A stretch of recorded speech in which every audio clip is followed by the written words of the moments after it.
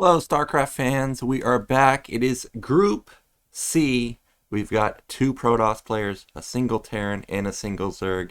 And today, joining me on the cast is going to be Voddy. What's up, dude? Yeah, what's up, dude? I'm just here to watch the games.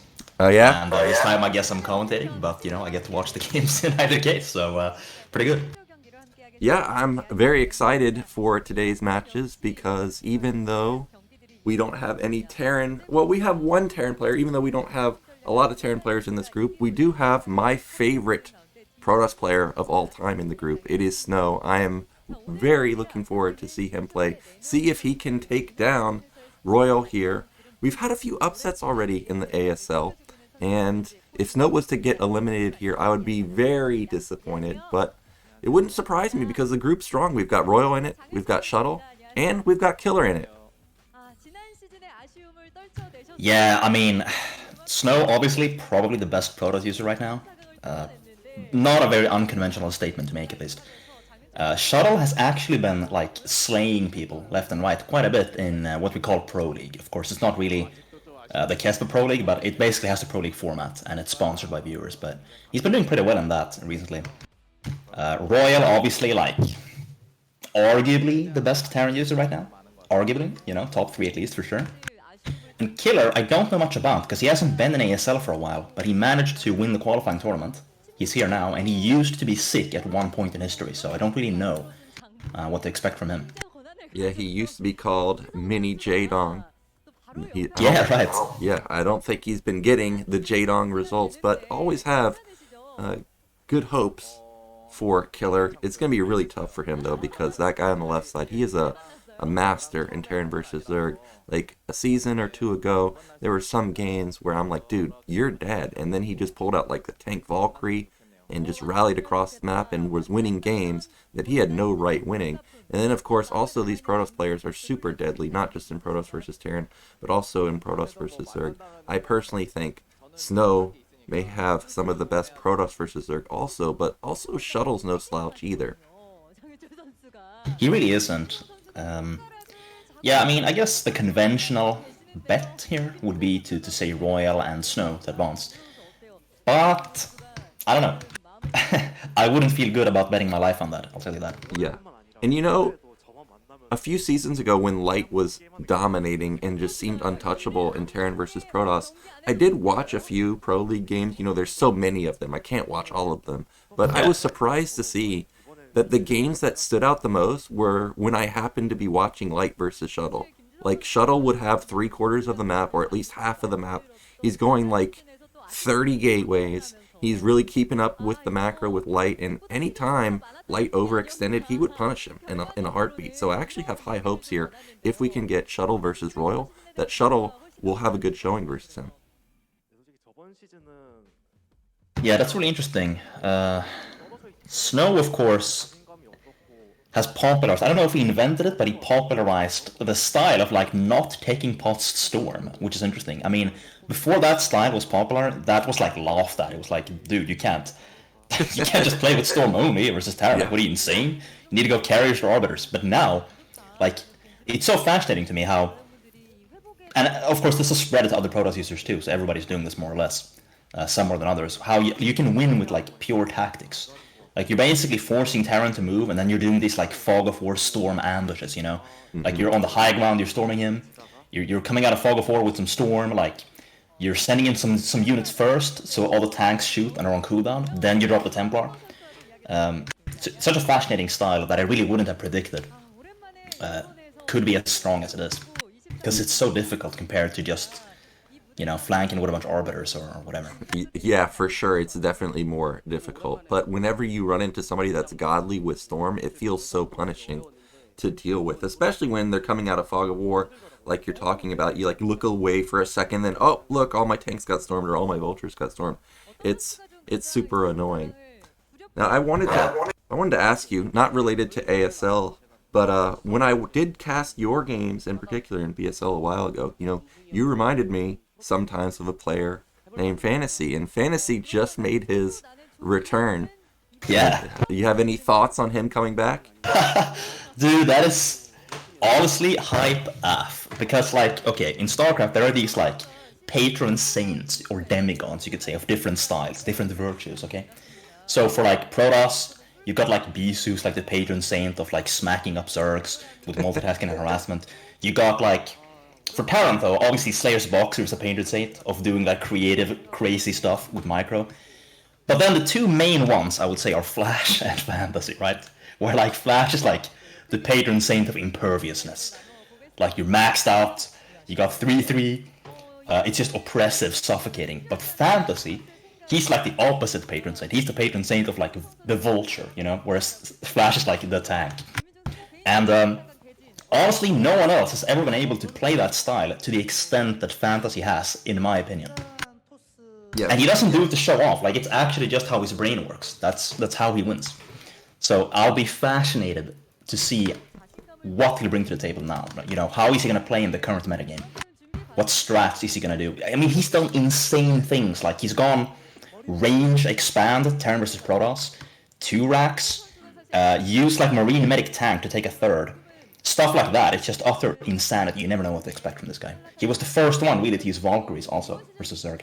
Yep, exactly. He was a real innovator with the Valkyries, like you said. You know, we had Marine Medic Goliath pushes versus Jadong. You know, even a player named Advocate, which was a Russian foreign Terran player, I think also tried that versus Jadong. And I think also he ended up beating Jadong. Yeah, he beat Jadong. Yeah. So Fantasy has all these types of builds. And actually, Fantasy is my favorite player, man. Like, every time I watch him, in my mind, I'm like, this is how Terran is supposed to play. This is how I imagine when I open dropships, the game is going to go. But it just doesn't, right? Because when I micro dropships, I'm not macroing. But when he does it, you look back and he's just got 1 billion units. So I'm really ecstatic to see him come back. And I did read in an interview that he's not fully committed to Broodwar, at least not just yet, but I hope he does. It would certainly be amazing for StarCraft enjoyers to watch. Because, I mean, some people hate, you know, one or more races in this game. But if you're a Terran hater, you have to at least admit that Fantasy is a little bit of a baller, even if you don't like Terran. Yeah. Honestly. Yeah, he's amazing. I'm a little sad he didn't make it into ASL, but I mean, it's your first season back. If you were to make it into ASL in the first season, that would be quite impressive. Isn't Rain the only one who does that? He leaves, comes back, and just like gets second place or wins, like stuff like that. Yeah, he seemed to come back just a few months ago.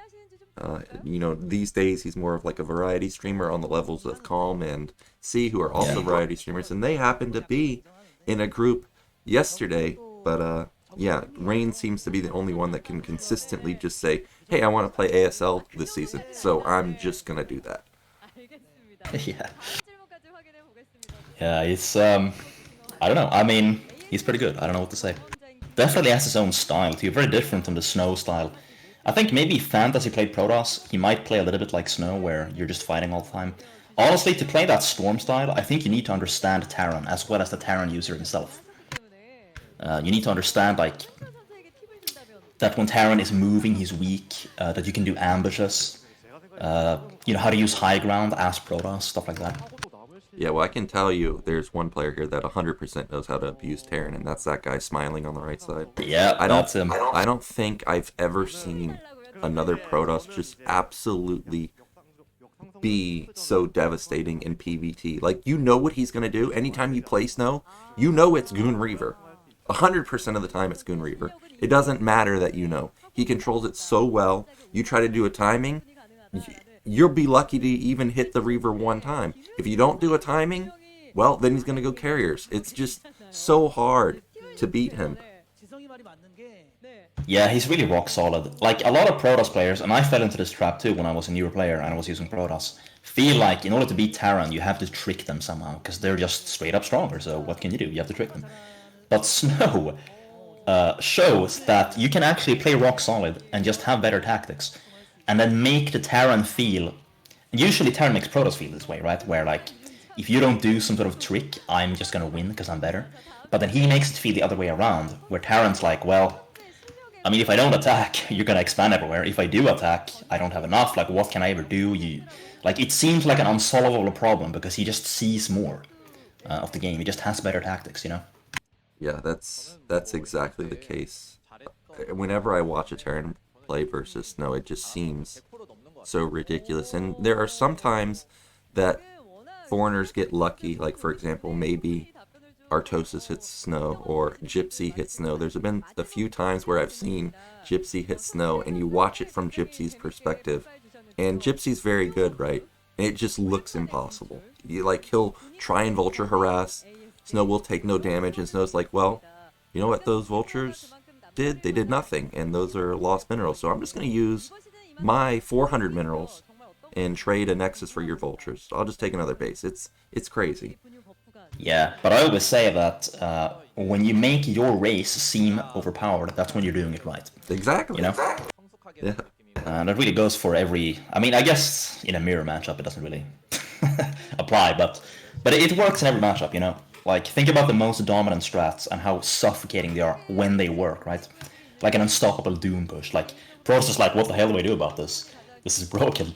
Yeah. Or, you know, Zerg just macroing, winning by default, getting ahead without doing anything. Like, carriers when they work, utterly oppressive.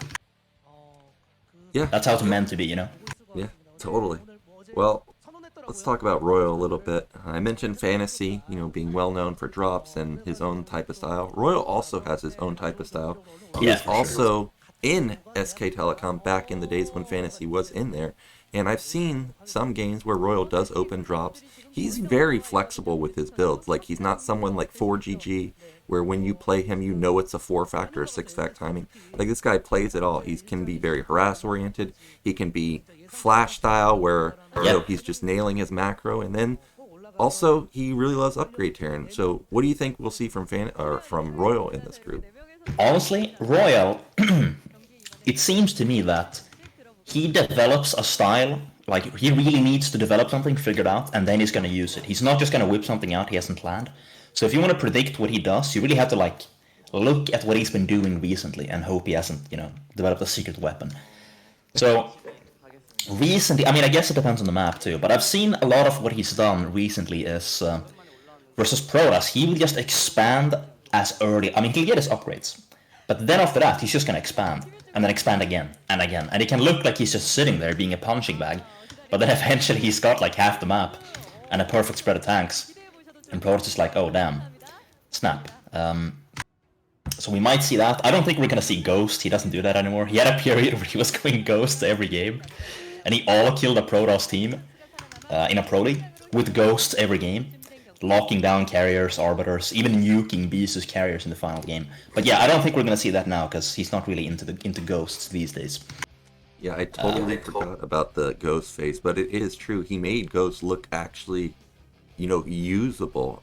My personal opinion about ghosts is I think they're good, but I think they're only really usable for like defensive lockdown. Like, if you think the arbiter is going to come recall, you leave like one ghost there and like, oh, you came in and I just insta-locked you down. Yeah.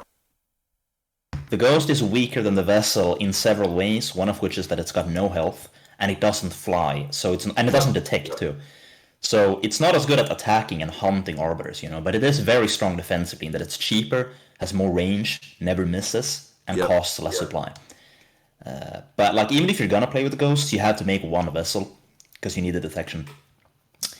But probably not gonna see go. Oh, they're only good on certain maps too. That's another thing. Yeah, I do like the fact that the lockdown doesn't miss. And one of my struggles as a Terran is even if you, like, let's say you EMP the Arbiter, which is massive, right?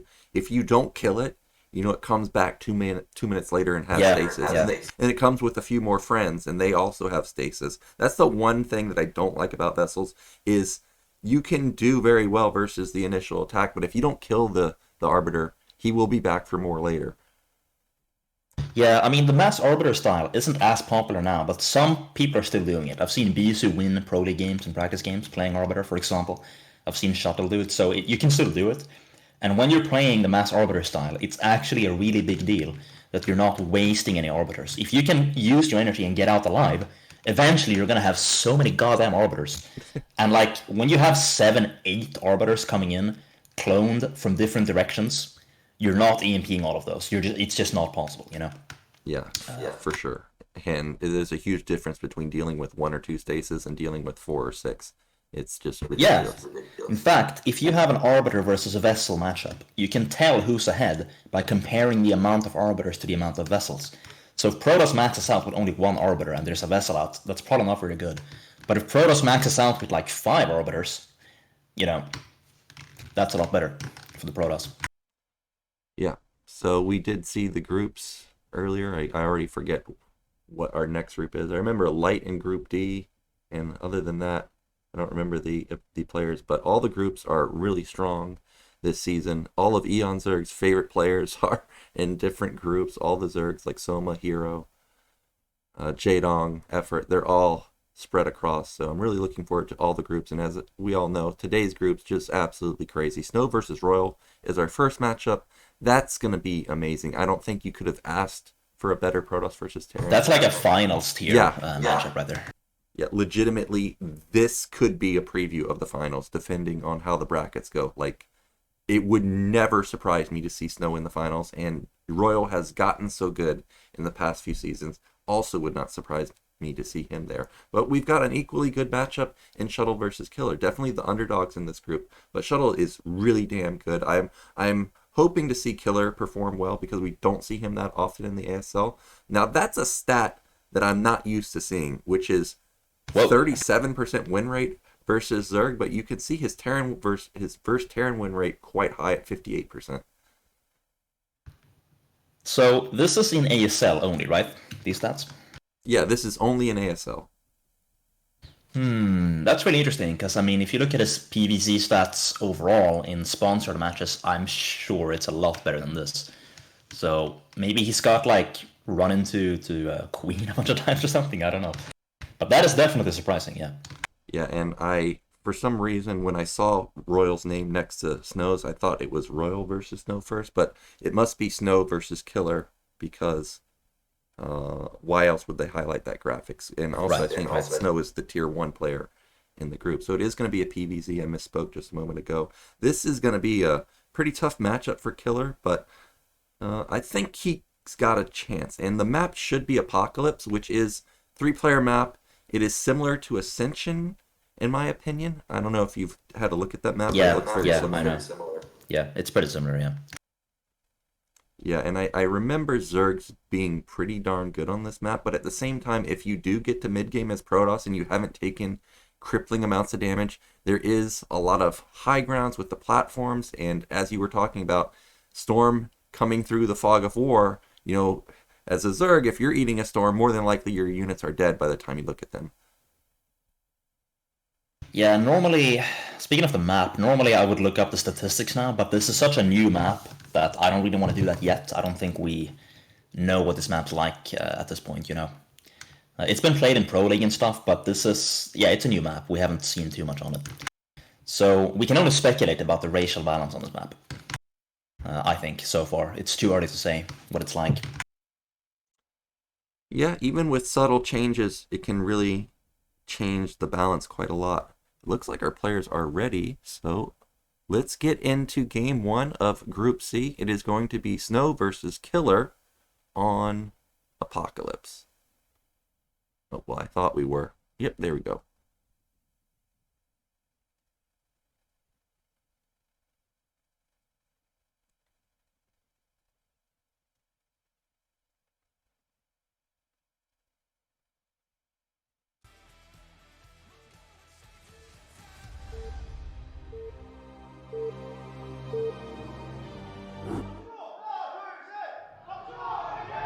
Right in the bottom right, our blackish gray Snow. It is, or blackish gray Protoss. It is Snow. And in the bottom left, our red Zerg. It is Killer. The audience is getting pretty hyped there. I don't know if they're cheering for Killer or if they're cheering for Snow, but that was some enthusiasm. I like it. Yeah, generally we've got the shouts for each side. Yesterday there were a ton of fans rooting for the players because Calm was there and C was there and Rain was there, which are all very popular streamers. And it was the most people I've seen in the crowd, I think, ever in this ASL broadcast. here we go. We've Yeah, got okay, so this is gonna be okay. He's not scouting with the probe, which leads me to suspect he's going for a gateway instead of a forge. Yep, a lot of times with the players who do this, and the probe back mine one time, then come back and put down the gateway. You know, often these days I see players go forge openers, and this time it is going to be a gate. But I wanted to ask, do you have any thoughts on why we see more forge openers compared to like last year where it was almost exclusively gateway openers? Well, I can't look into the mind of the players, but I can say that a similar thing happened with 111 for Terran. And that was, people were like, oh, this build is so good, you get faster tech, I love it, you can scout everything. The problem was, you just kinda die to stuff. And Zerg users have gotten better at going for speedlings to punish this. So maybe they're scared of that, I don't know. But that would definitely be a reason, especially on a map where you can't really SimCity that well to go Forge. That you can actually just kind of die to mass speedlings. Yeah, I mean, we see players at the highest level, they scout the speedlings and they just can't stop it, so it's definitely not easy. Yeah, for sure. And even though Apocalypse has somewhat of a tight choke, there are quite a few holes in it, like the bottom side where killers spawn. I do know that you cannot full wall there like as Terran, so I'm sure you can't full wall as Protoss at the mid-right either. So yeah, and as you can see on the left side of the pylon, like that's a huge gap. Like that's not just a single zealot gap. That's 2 or 3 zealots that need to be placed there.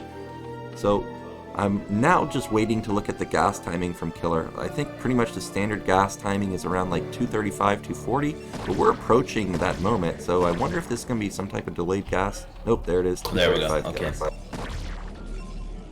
He's not getting his third hatchery down either. This is a very annoying probe. Sometimes Zerg users will actually send out 2 drones in different directions to deal with this. The problem with that is you might really want one expansion over the other. Oh my days, look at this. Already things going really wrong. Yeah, I thought that Zealot was going to be controlled a little bit better and actually pick off the drone, but regardless, just delaying the hatch is more than enough because that's potential larva that could have been used. And now we have Killer like consistently floating around 400 minerals. Okay, now he's finally going to put it down so he doesn't get it that much. So Snow chooses to save the Zealot instead of delay the expansion longer, possibly fearing a Zergling all-in counterattack. Because, I mean, if he stays there and all the links go to his base, he just kind of dies, so... Yeah, I think that's a smart move, especially with that huge gap on the left side of the pylon. I'm looking at Killer's gas right now. He's approaching... Okay, there we go. It is there. So it's not going to be speed. Well, when you see fast lair like this, is this normal? You think this will just be a normal like muta play? Is this so far it's very normal. Like this could be many things at this point. I mean, it's looking like a 3-hatch spire. That's what it's looking like, right? Which could be just for Scourge, could be Mutalisks. A lot of Zerg users these days like to go a few Mutalisks to stop the Zealots, so it could be that also. But Snow, I mean, he got some good scouting in. Like he knows he's not getting Hydra Busters. He doesn't even have a single cannon right now. That's actually insane. Very optimized right now. Yeah, he's not willing to risk any minerals that he doesn't need to waste. We do have the Stargate coming down. You know, because Killer took out that probe so fast, he did have the option to cancel Lair and go Hydra Den if he wants. So Snow does, I guess, have to be a little bit worried about that, but for now, he's not respecting that possibility at all. Still no cannon, and he's right because it is just going to be Spire follow-up. Yeah, he's definitely taking a risk doing this. I was about to say that he got some good scouting out, and then he could get like the second scout with his Zealot by attacking. But if you don't have a cannon, you can die to counterattacks by doing that. So he's only sending 3 Zealots now. He's blocking with the other 2 at his base, and this is mostly to scout. I mean, it might force a few links. Okay, actually, yeah, he goes back, so... Yeah. He's really playing in the dark here, but it's paying off. He has the right read. Like, he didn't even commit with those. A lot of times you'll see Protoss players walk in and lose their Zealots, and you might think, well, what was good about that? Well, the purpose of it is to scout, so you don't die to stuff. Snow isn't even scouting. Like you were saying, there could be a bunch of Hydras right now. And then he would just die. But there's not, so he lives.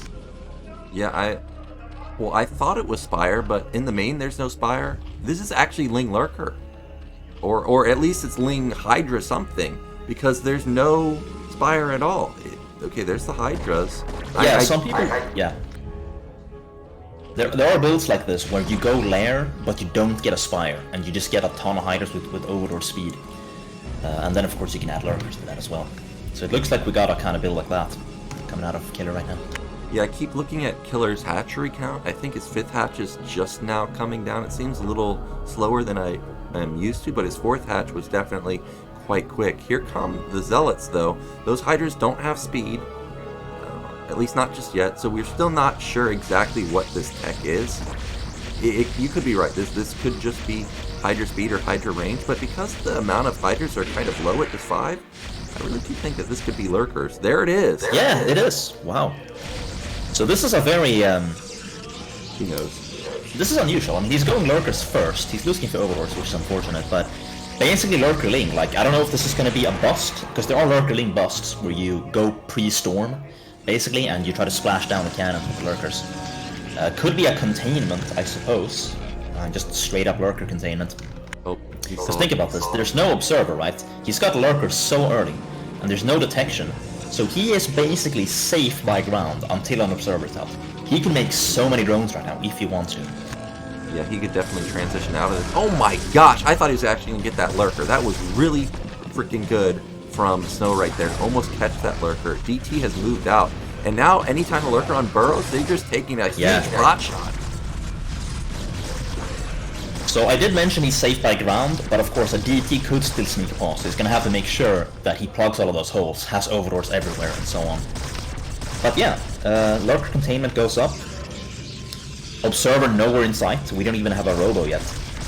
Yeah, and in Snow's main, I was expecting to see him scramble to put down a robo, but you're right, there's no robo. He put down an additional forge, so he really wants to make sure his upgrades don't get stalled too long. But how do you get out of this if you just keep stalling your robo time? Like, he has 8 gates. Like, there's no way he's just going to try and run past 4 lurkers, right? Oh, loses 1. Yeah, even if he runs past, the thing is, if there's 1 lurker at each base at home, he's also safe there to the runway, so... I don't know. I don't know what he's got planned, honestly. I don't see what the play here is. Is it just like an epic run-by? But even then, like I said, lurkers at home would stop that, so... I don't know. Well, there's the robo, finally. It's an 8:30 robo. It's not gonna be until about 10 minutes that he's actually out on the map. And of course, it always happens, Voddy. The caster curse, not gonna be out on the map, instantly runs out there with Zealots. Here he goes. Well, he is out on the map now with some Zealots. I don't know how much, we haven't gotten a shot of Killer's main, so I don't know if he's got a lurker. Dude! Oh, what was that? Did he try to move and lose a lurker? Yeah, he must have tried to reposition, and I don't think I've ever seen... Oh, he stormed it. Okay, he stormed it. Yeah, alright. There we go. I was like, there's no way I watched a DT stop a lurker contain without vision. Okay, now given how few units Killer has, we haven't seen his base for a while, but given how few units he has, I have to imagine he spammed drones behind the safety of those lurkers. Oh, but look at this, he stormed and he's getting out to take a 3rd. So maybe the containment was a little too light, maybe he needed a few more units there, because now he basically doesn't have a containment. Yeah, just a single lurker left over. The supplies, I think, are still okay for Killer. 95 to 70 is not the worst, but I would definitely favor Snow in this scenario, especially since he has his 8-gate already up and running. He's going to have his Observer out pretty soon, and 930 3rd Nexus. That's just ridiculous. Corsairs are still alive too, so if there is a Muta switch, he'll be able to, at least buy time to get up cannons and stuff versus the Mutas. Yeah, just remember how he was bleeding lurkers a bit, like he almost lost one to Zealots, he got swiped by the DT, which allowed Storms to one-shot them later probably. If he had like 2 more lurkers right now, that 3rd base would not be going up. So his opening did work, but it could have worked even better. So Mutalisks coming out now. Maybe to snipe Templar, maybe to down to 3rd, we'll see what he can do with them. Yeah, I'm a bit worried for Killer. I think the idea was good, but it doesn't seem like he got the momentum that he needed. But his supply did just shoot up quite a bit real quickly. Now it's 115 to 101. That is a lot of mutas. There's only, I think, 3 Sares out right now, so the Templars do have to be careful. You can see they are fighting right there, but they do have double energies, or double storm available to them, so that would be a huge loss. Look at these Dragoons even. Yeah. Wow, yeah. I mean... Those That pylons, is some good game sense. yeah, those pylons are placed like he's going to put even more gateways down. So he's going to have massive production pretty soon. 3 base versus 3 base. I mean, that's good for Protoss. Zerg was ahead for a while with 3 fully saturated bases against 2. But at this point, Protoss has to be ahead. Yeah, and now we're getting into the point in the game where I was talking about the high grounds are really going to come into play. You can see both players sitting on their high ground, really. I noticed that Killer doesn't have any defensive lurkers at all. It seems to just be pure Hydra. I don't know if you can win with pure Hydra these days. Like, lurkers seem to be like, you really got to have at least a couple of them. Oh, there we go. Almost gets a couple Sares. Yeah, interesting skirmishing here. But no, pure Hydralisk, it just doesn't work long enough. I mean, eventually you need Hydra Lurkerling, really. Or you just get stormed. Versus 2 base, you can do it with micro. Versus 3, it doesn't really work anymore, I think. Well, this is interesting. We've got Killer taking 5 bases. He's trying to take bottom right. I guess he assumes that maybe he won't be able to stop an attack at one of them, but maybe he can sneak another base. Supplies are still really close, though. 150 to 135. Upgrades 1-1 for Snow. Did we get a look at Zerg's upgrades? Does he even have any Hydra upgrades? Not sure. Yeah, I'll let you know if they click on a Hydra and I notice, but okay, 1-0 only for Hydras. Alright, so not bad for Zerg. Okay, now that's a good pick-off of an Observer, but only really matters if you actually have Lurkers. That DT, trying to get to mid-left, I don't think it's been noticed, so when it gets over there, it should be able to rack up a lot of drone kills. Yeah, that could be game-winning damage right there. And it's so scary when you're dealing with the Protoss main army harassing you, you know, sniping units, storm sniping lurkers, and at the same time, there's like an invisible man in the back line. Even the best players, like right here, will he even notice this? Yep, there Got a 2-pronged attack right here. Oh, that was an instant reaction, so he's not going to lose as much as I thought, but he is going to lose bottom right. Did notice at top right, Snow wasn't mining his gas for a long time, but I see he is now put onto gas, so that's not going to come back to bite him. But these mutas, they really haven't done that much so far. Yeah, they haven't. Yeah, just kill And one. Mutalisks, of course, get weaker the bigger the army gets. Like, he never got to snipe anything. He never got any harassment done, so they're basically 11 mutas that could have been like 9 lurkers instead, you know? Yeah, I'm still just looking at the comp of Killer. I'm like, dude, you've got a lot of Hydras, but what do you do with them? I know it's impossible to attack in the high ground, so I can't imagine any other move from him other than trying to deny the 4th base, but you got to go to high ground to do that. So I'm not sure exactly what the plan here is from Killer. Also, he's still stuck on Lair, so there's no hive tech coming in anytime soon. Right, yeah, and even the 12 o'clock base, or 1 o'clock, or whatever. Oh, here we go! Massive flank here, 1 Templar, 2 Templar. Alright. 3, basically? Oh, yeah, but there's so many Templar. Look how many he has left over. However, those Zealots are on hold position, and Killer, that was an amazing engagement. He knocks down all of the AoE. That went way better than I thought. And now we have pure Goons versus pure Hydras. Well, anybody that plays this matchup knows Hydras just slam that. He's losing his 4th base to a DT, and like, if he had a 4th base behind us, he could just pull back, establish a lurker containment at the high ground, take out the hidden expo from Protoss. But he feels he has to go now, because he doesn't have another base, and he might be doing it, dude. Yeah, this is... He might actually be doing it. This is so many Hydras. However, there's no Overlord here, so the DT is trying to save the day, but I just hear non-stop Goon pops over and over, and this was an absolute massacre. Look at Snow supply. He's 20 supply lower now. Oh my days, this is the latest all-in I've ever seen work, dude. Everything was going wrong for him. There was like, he was even on bases, Preuss was expanding, he had like no lurkers. He was like behind on upgrades, and then he's there fishing, you know, like waiting for his moment, and immediately when he sees weakness, he just pounces like Jadon. Yeah, instantly kills all of the... He didn't get the base though. Yeah, he didn't get the base. He needed that. He is going to get top middle though, but there weren't any probes there. At least he got top right, which did have a decent amount of probes. However, Snow's army is still quite fearsome. He's got a lot of Zealots and a lot of Goons, I think, built up now. He also has 4 Templars, if I remember. But it is critical that Snow saves this base because we're approaching the 17-minute mark, which is when mains and naturals mine out for Protoss. Look how many kills that single DT has. Oh, he didn't get the base, so we're back to even bases now. But, like, there aren't cannons there yet, right? So couldn't he, like, send in just a small group of lings to snipe it or something? feels like he has to keep attacking now because he doesn't have anything going on. He doesn't have a fourth. He doesn't have a hive. You know? Yeah, and I don't think he can send in lings. The only reason I say that is because Protoss has +2 armor, and these lings are not crackling. So I think he's committed to just continuously building Hydras here. He's not mined out in any of his bases, so he's still okay for now. But he also needs to get another base. Oh, more Mutalisk coming in now.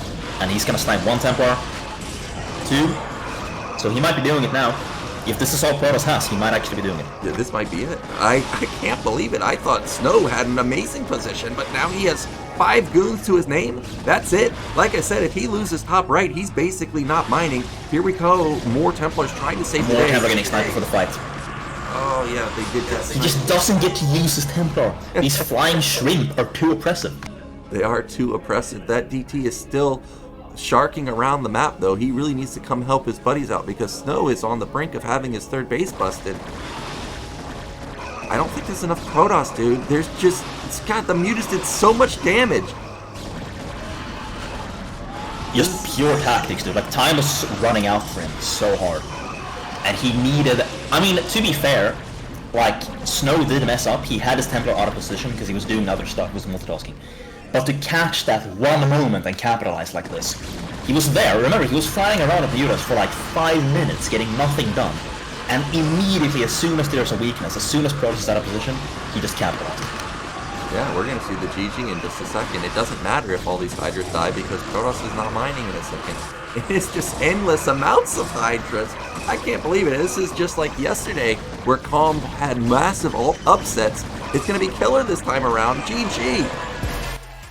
Insane. Killer was actually out there playing vanilla StarCraft here with like only Hydra Mute. Yeah, after the first 4 lurkers, like that was his entire unit comp. As Snow, he's stunned, man. He can't believe it. What an upset and what an earned victory too. He really deserved that. Well played. Yeah, it was really well done from Killer. I thought that the Mutas were just kind of dead in the water, like they seemed to be pretty useless, especially since he didn't kill any Corsairs. Snow had so many goons, he had so many Templars, but he found the opening on the Templars, killed all of them, and then once all the Templars fall, Protoss is a whole different army at that point. If you have no AoE, you almost have no hope versus Zerg, so that was very well done from Killer, and now he's in the winner's match, and that means that we have Snow already in the loser's match, and we could already be having a massive upset in Group C.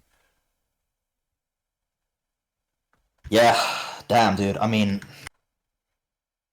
yeah, Killer. So, if he's... Honestly, dude, when you're behind, you can still come back with pure tactics. That's what I learned from that. Because it was so bad for him. You have to understand, there were like 5 Corsairs. There was... Yeah, look at how many Corsairs there are. 5? Yeah. Like 12 Dragoons, like 5 Templar. It only worked because he caught his opponent out of position. But of course, the thing is, it's not like your opponent just gives it to you or doesn't. It's not like you have no control. You can actually provoke mistakes by moving around in a way to force, like, look at this. Here we go. Yep, Snow moved out of position for just a second and loses 4 Templars in an instant. And also, at the same time, Snow's units were forward and not on the high ground, so not only did he lose the Templars, he bleeds some units too. And now the losses are just too much. They've just built up too high. Zerg has high ground now, and all you can do is retreat, so really well done. Another thing that's worth pointing out is that Zerg bases usually run out later because they don't have as many drones per base, but they have more bases. So when Protoss is on 1 base on his 3rd, you could actually still be on 3 bases for a while as Zerg. It's a funny thing that happens. And I think that played a little bit of a part on this game too, considering how late his all-in worked, basically.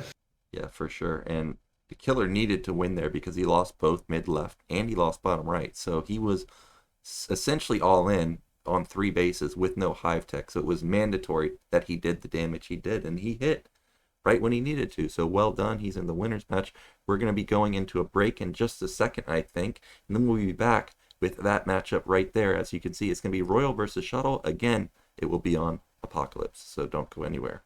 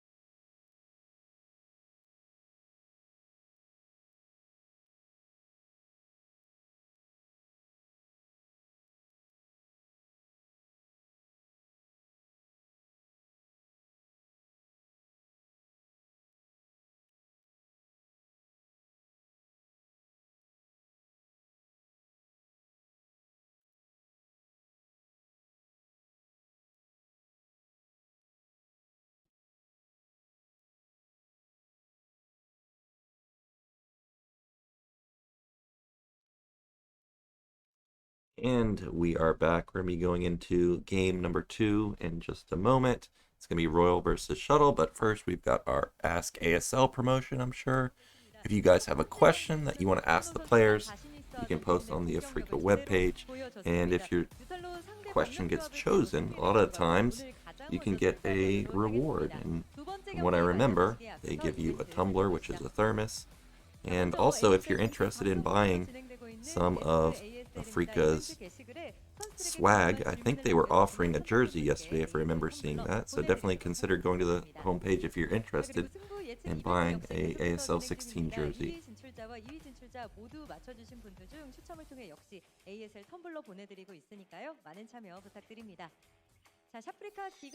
Yep, there it is. There is, I'm not sure if that text says jersey in particular, but I remember somebody posting in a Discord that they did find the jersey available for sale. I think what this graphic actually mentions is something about a mouse pad or some type of pad. So if you're interested in the ASL mouse pad, definitely check it out. They look pretty solid. I mean, we get a glimpse of them sometimes, in the booth, and I'll play on that, I guess. It looks good to me. Yeah, does look good to me too. So we now have a Terran versus Protoss. And again, I'm shocked at the stats. How does this guy have a 28% win rate versus Protoss? Because the past few seasons, he dominated. Well, okay, here's the thing. 16 game sample size. Yeah. And the thing is, like, when you get to the highest level, you can't apply statistics anymore, because what matters is, like, that player at that moment, right? So, like, you can't statistically expect anything about the Broodwars, because they're like, the point is they're not the norm, right? So, like, you're playing at the highest level here, and maybe he lost to, like, Snow, who had a better strategy that day or something, right? Like, you can't really expect anything statistically, I think, at this level against these players, right? With such a small sample size, too. Yeah, that is true. Speaking of sample sizes, that's a pretty considerable sample size for Shuttle, though. So basically a 50% win rate versus Terran. Like I was saying, in the season where Light was just unkillable in Terran versus Protoss, the one Protoss that I did see have really good success is this guy right here. And it was just big-time macro from him. No gimmicks, no carrier switches that caught Light off guard. Like, this guy just said, I'm going to be perma-maxed the entire time off of 30 gates. And if you're ever out of position, you're going to die. And the key to winning with that style really is the position. Because obviously, anyone can just make a bunch of units and be maxed, right? The question is, how are you going to use those units? Because you're always maxed as Protoss. But what do you do with them? Do you catch Terran when he's moving? Do you do an ambush? Do you counterattack at the right time? Like, you really have to understand the Terran army as a Protoss user. You have to understand the weakness of Terran. Because even though your units aren't positional, your enemy's units are, and so positioning starts to matter.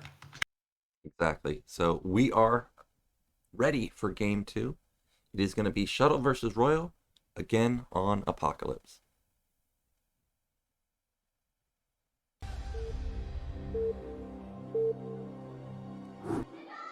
So this map, what do we think about this map for PvT? Well, since I think it's similar to Ascension, as a Terran player, I don't like it. I don't know how many games I won on Ascension, but it was not many.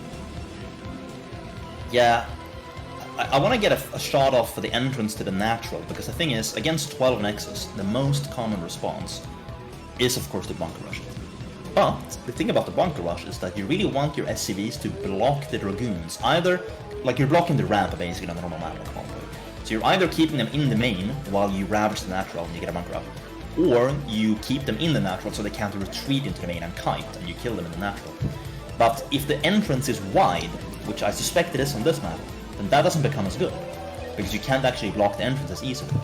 Furthermore, if you cannot take a fast third behind the mines, because that's the other solution, basically, one of the other.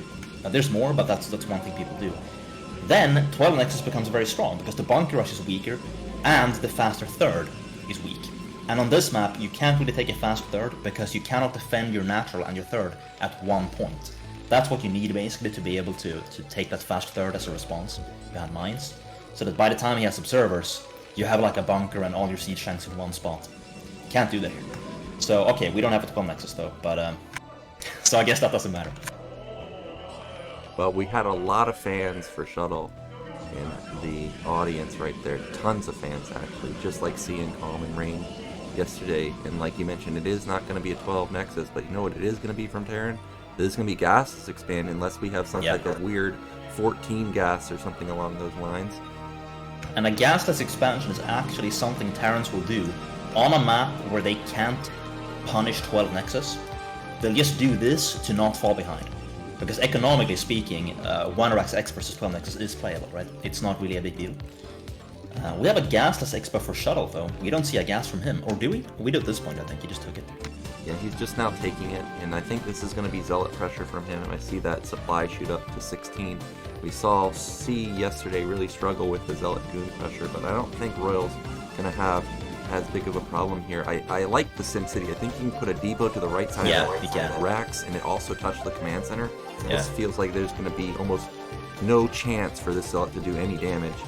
Yeah, I agree.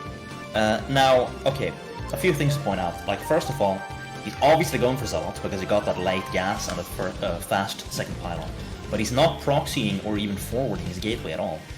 And Royal went for the unsafe expansion variant where you don't make Marines until later, but he's getting away with it because the gateway was in the main.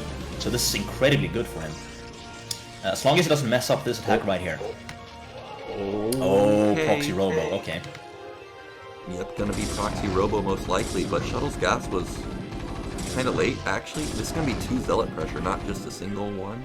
Oh, but the Zealot's just buying so much time. Just running by is annoying. And look at that! Stutter step micro. He's going to end up... good micro. I think he's going to end up losing the Zealot, but that's fine. He's just buying time. Messing up Terran's build. Like, look, Terran's really not even mining gas effectively. Yeah, I was about to say this is good for Royal, because I assumed that he was going to continuously make Marines after, you know, getting the CZ. But even then, he continued to be even more greedy. So this Zealot coming in here, not doing that much damage, but it's delaying everything. And that's important because we of course have a proxy Reaver on the way. Well, what I thought was going to be not a lot of damage from these Zealots ends up being a lot of damage. Now, one thing to point out is I'm sure Royal is aware that probe, where'd he go? He must know that, hey, you would normally be using that probe in combination with the Zealot. So he may suspect something's already up, but what can he really do about it? Well, if you knew this were coming, if you had like map hack, or if you managed to scout it, normally you actually bunker rush it. You bunker rush the outpost, because you're not going to have a tank in time with siege mode to deal with the Reaver. Yeah, but it's too late for that now, and he doesn't even know. Yeah. Oh, look at what he's doing. Yeah, he's got a battery, he's got a forge. I'm not sure exactly what the forge is for, but there is a forge there. And that's a support bay coming down when the factory's not even done. So Royal will be lucky to even have a single tank. We can't even include siege mode. That's not going to be done. Just to have a tank would be lucky. Yeah, he won't. And this is so fast because he skipped Dragoon range. So he just went Zealot straight into this, which is actually great for him. Yeah, and Royal has no idea. This SCV is his first movement for scouting, and it's low. So it may even get picked off before it sees anything by these goons. Yeah, he sees... Doesn't even see the lack of an expansion. But even at this point, even if you scout it now, it's too late. Yeah, it's way too late, and this Reaver is just going to have a field day. I imagine that has to be for Siege. If this is mines, this is 100% dead. Yeah, he knows something's up. There's a second bunker already being built, but it's not that far away from the first one. Yeah, if you can't bunker rush this, then you actually need to make a bunch of bunkers to buy time for more tanks to come out, while the Reaver basically shoots it down. But even then, that's not ideal, because if you're repairing the bunker, your SCVs actually take damage from the Reaver, so it's very constant. Well, here we go. He's already pulled. Here comes the Reaver. Okay, goodbye SCVs. That's going to be goodbye bunker in just a second. Oh, he gets all the Marines also. So that bunker... Dude, that was actually sick. I don't know if he did that on purpose, but he lined it up so that the Dragoons finished the bunker, and then the Scarab that had been shot while the bunker was still up killed the Marines. Well, that was like a sick combo, actually. Yeah, that was absolutely crazy. And I gotta tell you, Voddy, I don't think one tank and SCVs are gonna beat 5 goons and a Reaver. You know, he could have survived with that second bunker. He actually could have made it. Yeah, it might have bought him enough time to get siege mode behind the command center, but he doesn't have that anymore, so it's now 1 tank and a dream. Make that 0 tanks and an exit. There he is. Shuttle, he moves on into the winners match. So both underdogs, I have to say, are in the winners match right now. Royal, I don't know what type of reaction I was expecting from him, but he doesn't look too happy about that game. But yeah, both underdogs making it into the winners match, and we're in another scenario. We're going to have one of the favorites be eliminated. That's wow, that's not expected. Okay, I want to say one thing about what Shuttle did this game.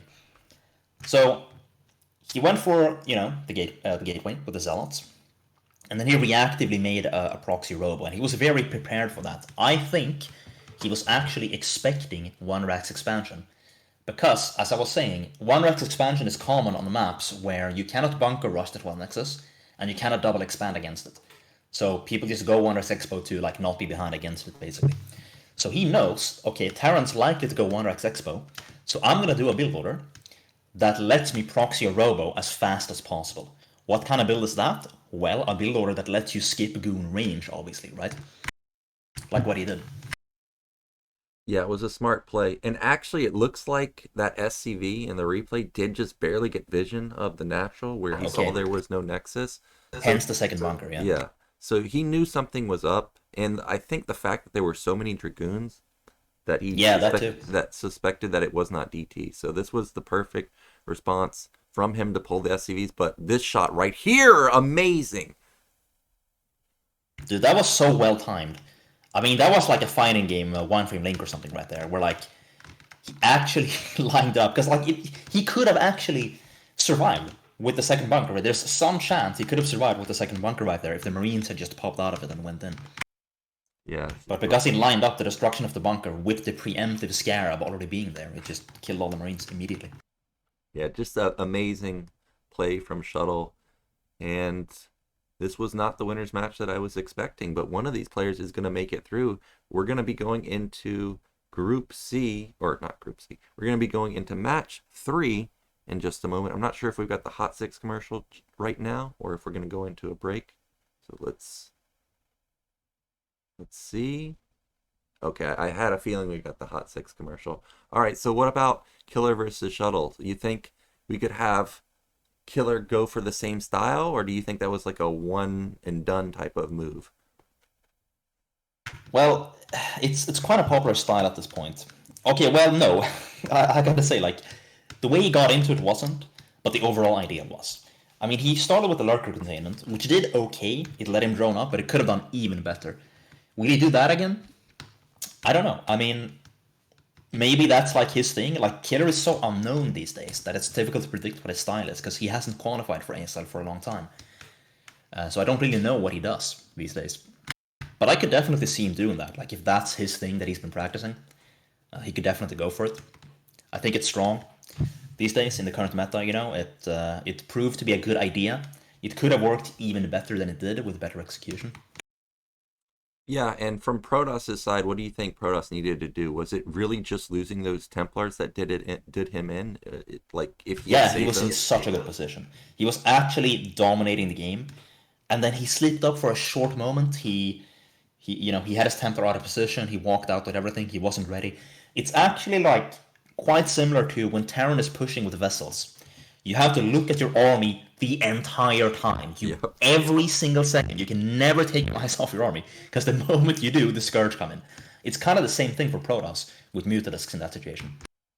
Yeah, that is a good comparison. I agree. I think Snow had an amazing position that game, just out of position for a second. Like, you got to remember, also, not only did he have a massive army, he also had massive upgrades. He had high ground. He had a third base at 930. That's unheard of in Protoss versus Zerg. I don't think he could have been in a better position, but sometimes... He had a fourth base on the way. Yeah, he had a fourth base. It was done, even.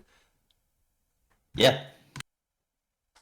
But yeah, I've lost like that, too. I mean, Eon Zerg, you may know him as a very aggressive Zerg user, right? So he wins a lot of games the way Killer won that game. And I've been in that position where it's like, okay, you have one job. Just don't lose your Templar, okay? You look away for a split second to macro, bam, you're dead. Yeah. I've had that happen. Yep, I have also when I am off racing, but yeah, I also have the same experience versus Eon Zerg when he goes for the two hatch Meadow versus Terran. Look away from my SCVs and oh, look, they're all dead. Well, we're going into a break. We'll be back in just a couple minutes.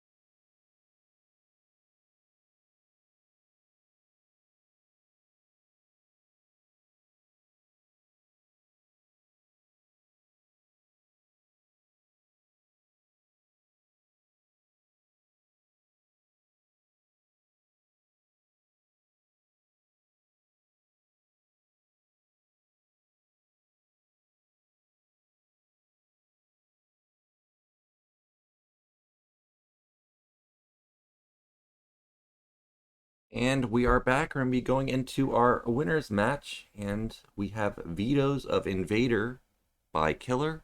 And then we have La Campanella being vetoed by Shuttle. And that means that we actually have Tempest as our deciding match of who's going to be getting out in first place. Interesting. Now this map, it's very similar to Katrina, right? That's the one. Yeah, it is somewhat similar. It actually reminds me of Hidden Track a little bit from previous seasons where you have a high ground base and then there's like a lot of small pathways everywhere. Yeah, let's see if I'm actually confusing it with another map. We'll see when we get to look at it.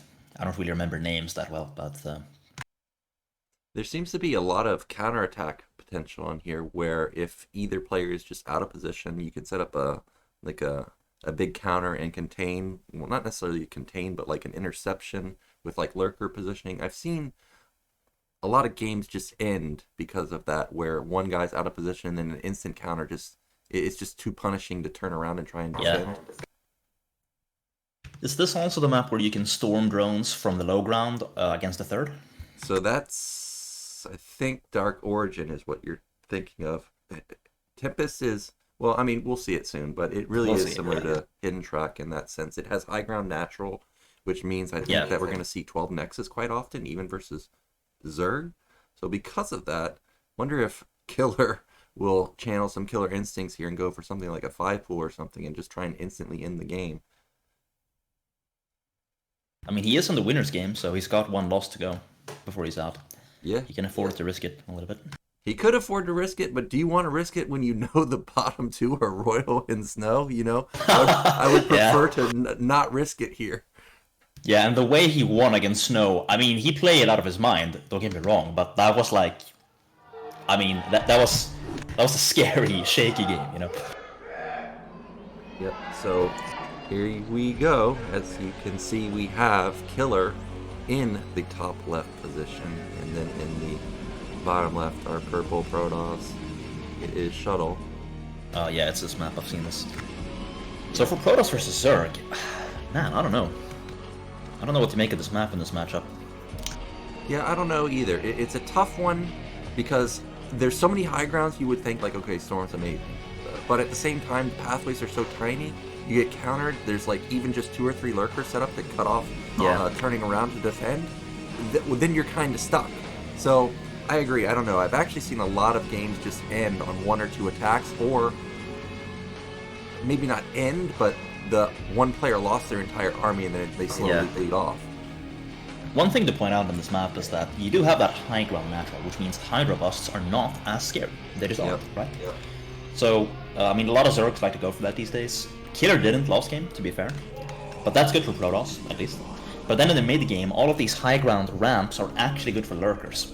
And I believe that it's more important to weaken the Dragoon versus Lurker than it is to weaken the Hydras, because I think overall that's a net positive for Zerg. Because a lot of times Protoss will try to like run up a Dragoon, snipe a Lurker, leave, stuff like that, you know? Or do a Storm and then one shot with the Dragoon, leave. And all of that stuff gets weakened. Lurkers on high ground are just better, I think, than Dragoons on high ground against Hydras. Well, look at this. We saw Shuttle come in and spot the creep. I thought he was going to delay this hatch, and that was a big missed opportunity right there. But at least he does confirm it is a hatch, and he will go for the 12 Nexus like I was anticipating. Yeah, he recently did that. Is that he was going for Nexus first, like you were saying. A good observation. And a lot of Zergs would like send a fake drone out to pretend they're expanding, but they're actually going through first. So he had to check it. He just didn't want to take that risk. Well, the probe's already being quite the nuisance in the main. He's already damaged that drone down to about half health or so. 12 Nexus is going to be amazing opening for Shuttle, though. Let's see what the follow-up is going to be from Killer. We're approaching the point in the game where gas should be coming down pretty soon if he's going to go for the normal timing. There's the forge. Oh, on location third base. You know, some people will actually go gateway before forge against hatch first. But he's not choosing to do that now. Interesting. Yeah, I was thinking the same thing. I think yesterday we saw Rain have the opportunity to really scale his tech versus Calm, who opened 3 hatch before pool. Wow. And he still played safely, built even a cannon before building the cybernetics. So, we'll see. And Shuttle does have, or not Shuttle, Killer does put down an on-location third base. And the probe was not there to delay it at all, interestingly enough. Now, part of the reason for that could be that you can be scared to leave the Zerg main, because if you leave, you can't get back in again. I mean, you can mineral walk it and stuff with shift click, but even that isn't guaranteed, because they can just put links to kill it, even though you're mineral walking. So I guess he didn't dare to leave. Like, he's playing a lot safely here, a lot safer than before, I think. You know, he didn't block the natural because he wanted to check for a Prue and a fake drone. And he didn't block the third because he was afraid to leave the main. Yeah. And that tiny ramp going towards the main has eggs, so it makes it even tinier if there's lings on hold position there, for example. Like, you're never getting in. So I think it was okay to just say, well, I'm not going to find his third base right now, but I'm going to trade that to make sure that this guy's actually going lair or speed, for example. I'm not going to mix in like a 3-base Hydra Den bust. So finally the probe goes down, but it stayed alive for like 15-20 extra seconds. And of course there could have been a Hydra Den in those seconds. Now he knows there isn't. In fact, now there is. Yeah. But at least he forced it to be this late, right? At least he knows. It wasn't any earlier than now. Yeah, well, we'll see how successful this is, because as you mentioned before, this natural has high ground, and generally that's not exactly what you want to be busting into as Zerg. Now this is an excessive amount of lings. This is 10 lings already, and there's only one zealot out. But look at how open that main is, and he rushed speed. Oh, the zealot left. The zealot's walking around the map, so he could die to this counterattack right here. Yeah, one cannon, no zealot at home. Yeah, and speed's gonna be kicking in like now, maybe like in 10 seconds or so. So, well, we may just have lings just wreaking havoc in the main or natural in just a moment. Here he goes. One zealot, one cannon. This is not enough. Instant pull from Shuttle. Really okay, well done. Good block though. Very good micro so far. Oh no, he messed it up. He had it there for a moment. Yeah, I thought he was not going to let any in, but he lets in 4, and I would say once you reach more than 2 lings, that's when it's really punishing for Protoss to deal with. He's building a cannon in response. So far, he hasn't lost that many probes. More lings. Oh, more lings coming. Yeah. But, okay, here's the thing. If he perfectly blocks the follow-up links with probes now, then he's actually back in the game, because then he's kind of like compensating for the damage he took, because Zerg also damaged himself. Yeah. Whereas if Zerg had just made drones, there would be no such opportunity. Yeah, I actually think Killer's in trouble here. But there are Hydra follow-up, though. Yeah, that's the game changer right there. Is it's not just lings anymore, there are Hydras, and there's still only like the cannons are staggered, so only one cannon are going to really fire at the same time. So this could get dicey for Shuttle in just a moment. Well, there Yeah, he's going to come in and scout and see the Hydra, but it's too late. Yeah, it is way too late. However, there are 4 zealots on high ground right here. Here we go. That's Yeah, a lot of one lings. hope. The hope he has is that the wall has to hold until his extra cannon's finished, but there's just too many Hydras, so I don't think that's possible. I don't think so either. Oh, does he have range? I see Hydra ranging that cannon. Actually, both cannons somehow are able to get some damage done. However, there's only 4 Hydras left. The probe drilling is amazing, but still, it's just one completed cannon. Yeah, and now that he's taken this position where he can actually destroy the Nexus, that's the game-winning position. He's killing the pylon. Once the pylon falls, that cannon at the back is the only thing that's going to be powered. Oh, is Killer doing it? He's so close! Okay, pretty good surround actually on the Hydra, so they can't leave, but certainly more Hydras are on the way. Yeah, but even if Shuttle holds here, which it looks like he might because the pylon's about to complete, look at his supply. He's lost so many probes. Yeah, Zerg can actually just pay a map for the game here and do whatever he wants. Or continue attacking and win, really. I don't know about this. Okay, maybe he just wanted to get rid of that so he can actually focus down the gateway and the forge. And also, I think he can range the Nexus with his Hydras. Yeah. Oh, this was well done. So, Shuttle, he's not accepted his fate yet, but he is on the brink of being knocked into the Deciders match right now. He only has one gate. Like, if he had another gate in his main with speed coming, maybe it's a little different, but it's a Stargate, and Stargate ain't helping you. This Good to get cannon falls, another cannon falls, more Hydras is coming. That Zealot is racking up a lot of damage. Yeah, there's just one cannon remaining. No Forge also. So GG is imminent. Yeah. Now, a lot of people might be watching here thinking, okay, what can Preuss do against this? And, well, first of all, he sent the Zealot around. So, like, he took a risk there, and it didn't pay off, right? He wanted to, like, show up at the third base out of the fog of war and be like, oh, you gotta run your drones. Which is good if Zerg is playing a macro game, but if Zerg isn't, then you just die to stuff like this, because you don't actually get to scout with the Zealot, right? Yeah. He, of course, also got the Ling run-by after that he could have stopped. Like, he actually almost had it for a while. With perfect micro, even with the risky Zealot play, he could have held with better micro. Yeah, but regardless, it was still a really good pull. Like, he pulled instantly, and he stopped 6 out of the 10. Yeah, it was so good, and then he messed up in the middle of it. But of course, it's really difficult to micro probes. They're slippery. I get it, but that's what he had to do, you know? Yeah, that was his really only hope in this game, because once the Lings get in, your mining gets disrupted too long.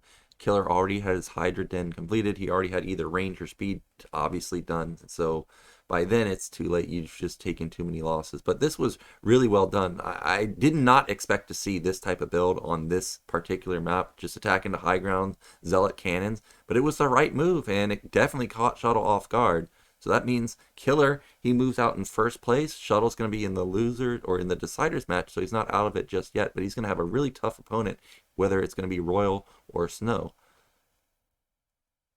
Yeah, that's crazy, dude. Royal and Snow in losers? Yeah. Yikes.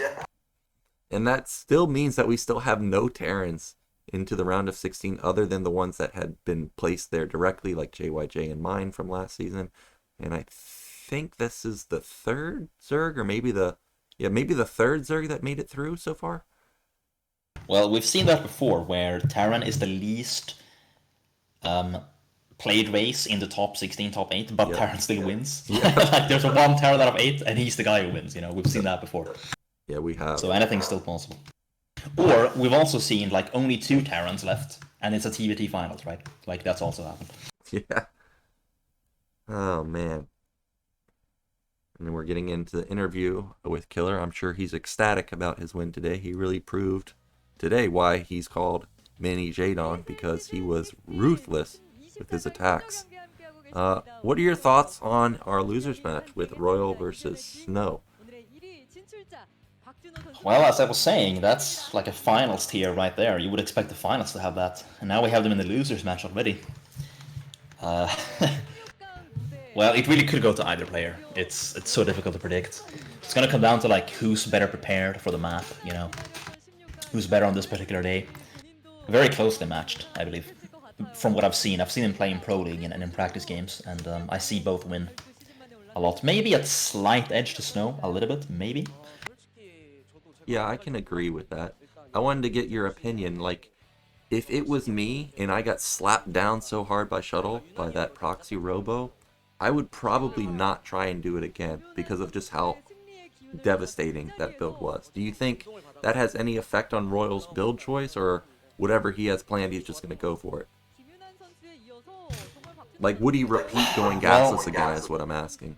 Okay, so it's not like the gasless expo was hard countered and there was nothing he could have done. So he can still go for it, but adjust it. In fact, Light plays a much safer gasless expo variant, and Fantasy, by the way, speaking of him, used to do this, where you make Marines continuously and you get a later expansion. If you do that, then you first of all completely smash the Zealot. And that has a cumulative effect where, because you smashed the first Zealot so hard, you can easily go out and scout, so you can see the proxy pylon, you can see the lack of an expansion, and you can attack it and bunker rush it because you have more Marines. So you can still go for a 1-Rax Expo if you want to, I believe. And on a map like that, where 12 Nexus is such a big deal, and 1-Rax Expo is your main answer to 12 Nexus, I think it's still a good choice to go for. Okay, well, if I play ladder these days, I'll consider just constantly rallying Marines, because you know now that build was shown in ASL. Any gasless builds on ladder are going to be punished with proxy robo. You just know it's coming. Yeah, even more than before. Yeah. People are already doing that. Yeah. Well, we don't have map set for the losers match. I don't think so. I'm curious what they'll be vetoing out. If you were them, what's a map in the map pool that you think you would get rid of? To me, It really depends so much on your style. Like, I can't sit here and say that there's a bad Terran map or a bad Protoss map in this matchup. First of all, because the maps are so new, so I don't feel comfortable saying that yet. But also, different people are bothered by different things. Like, if you don't like playing Wonder-X Expo, you're probably not gonna like Apocalypse is the map, because you can't bunker rush on it as well, you know? So, you know, that's one example. If you, on the other hand, are a carrier enjoyer, you're gonna prefer some maps over others, right? yeah, that's true. If I was a carrier enjoyer, I would probably play Tempest because there's so many high grounds, so many small pathways. Yeah. It'd be like, oh, your Goliaths are over there. Well, good luck ever getting back and trying to defend this. Exactly.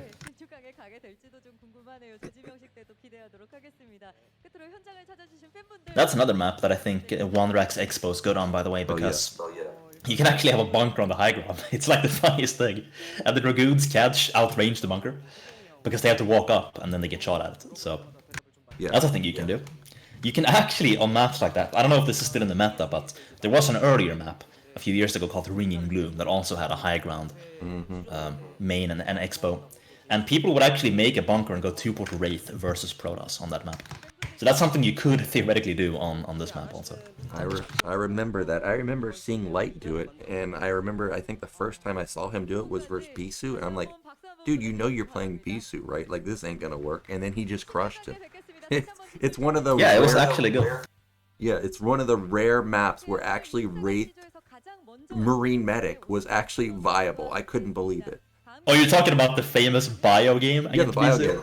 Yeah, that's a legendary game, dude. Yeah, okay, so the thing is, I don't think...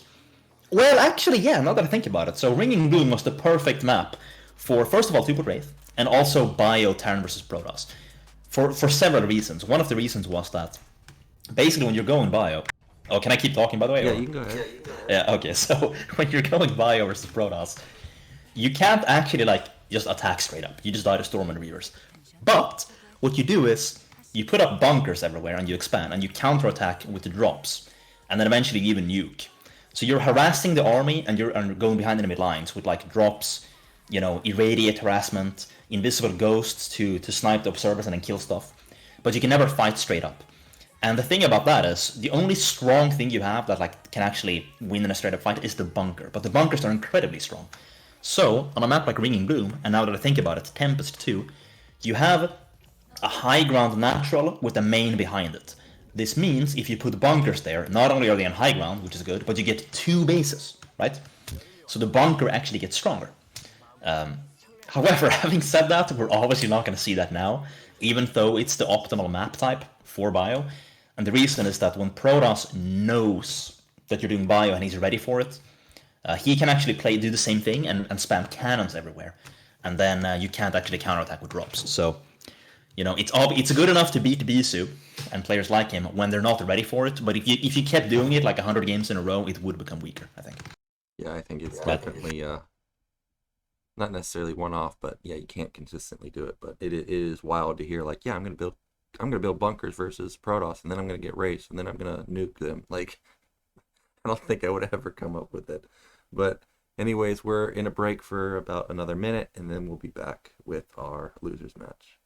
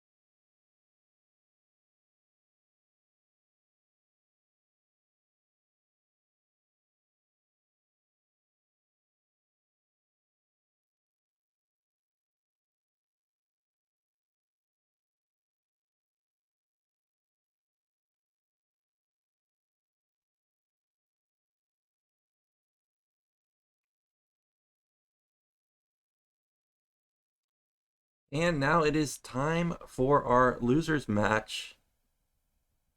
We have a La Campanella ban from Snow. We have an Invader ban from Royal. And that means that we do actually have Tempest again. This time it's going to be a TVP. Alright, that's an interesting choice. By, I have to say, both players, they in a way chose this map, right? So, you might think, like, how are you going to play pure Gateway Man on a map this cramped, right? Aren't siege tanks just going to blast you? But what actually ends up happening is Storm becomes better. And this man right here, he's a Storm enjoyer. Snow has definitely got some good storms, and obviously he's also great with the Reaver. It's going to be so hard for Royal to ever push on this map with so many high grounds to go into. I actually think that this could be a long game if Royal doesn't get punished in the early game. There's a lot of bases that are really close for Terran, like even 4 or 5 bases really close. So if Royal can just get a good mid-game army, good late-game upgrades, I think we could be in for like a 30-minute game here versus Snow, potentially. Potentially, for sure. If everything goes according to Ryan's plan, yes. Because he likes very often to play that style where you just keep expanding and expanding and expanding. And as you were saying, this is a map where you can do that on, because you have a bunch of places that are quite close with bases on them. Yep, and they all have gas too, so Terran really, really wants them. We are ready for our losers match. Remember, this is it for one of these players. If they lose here, they're out of the ASL.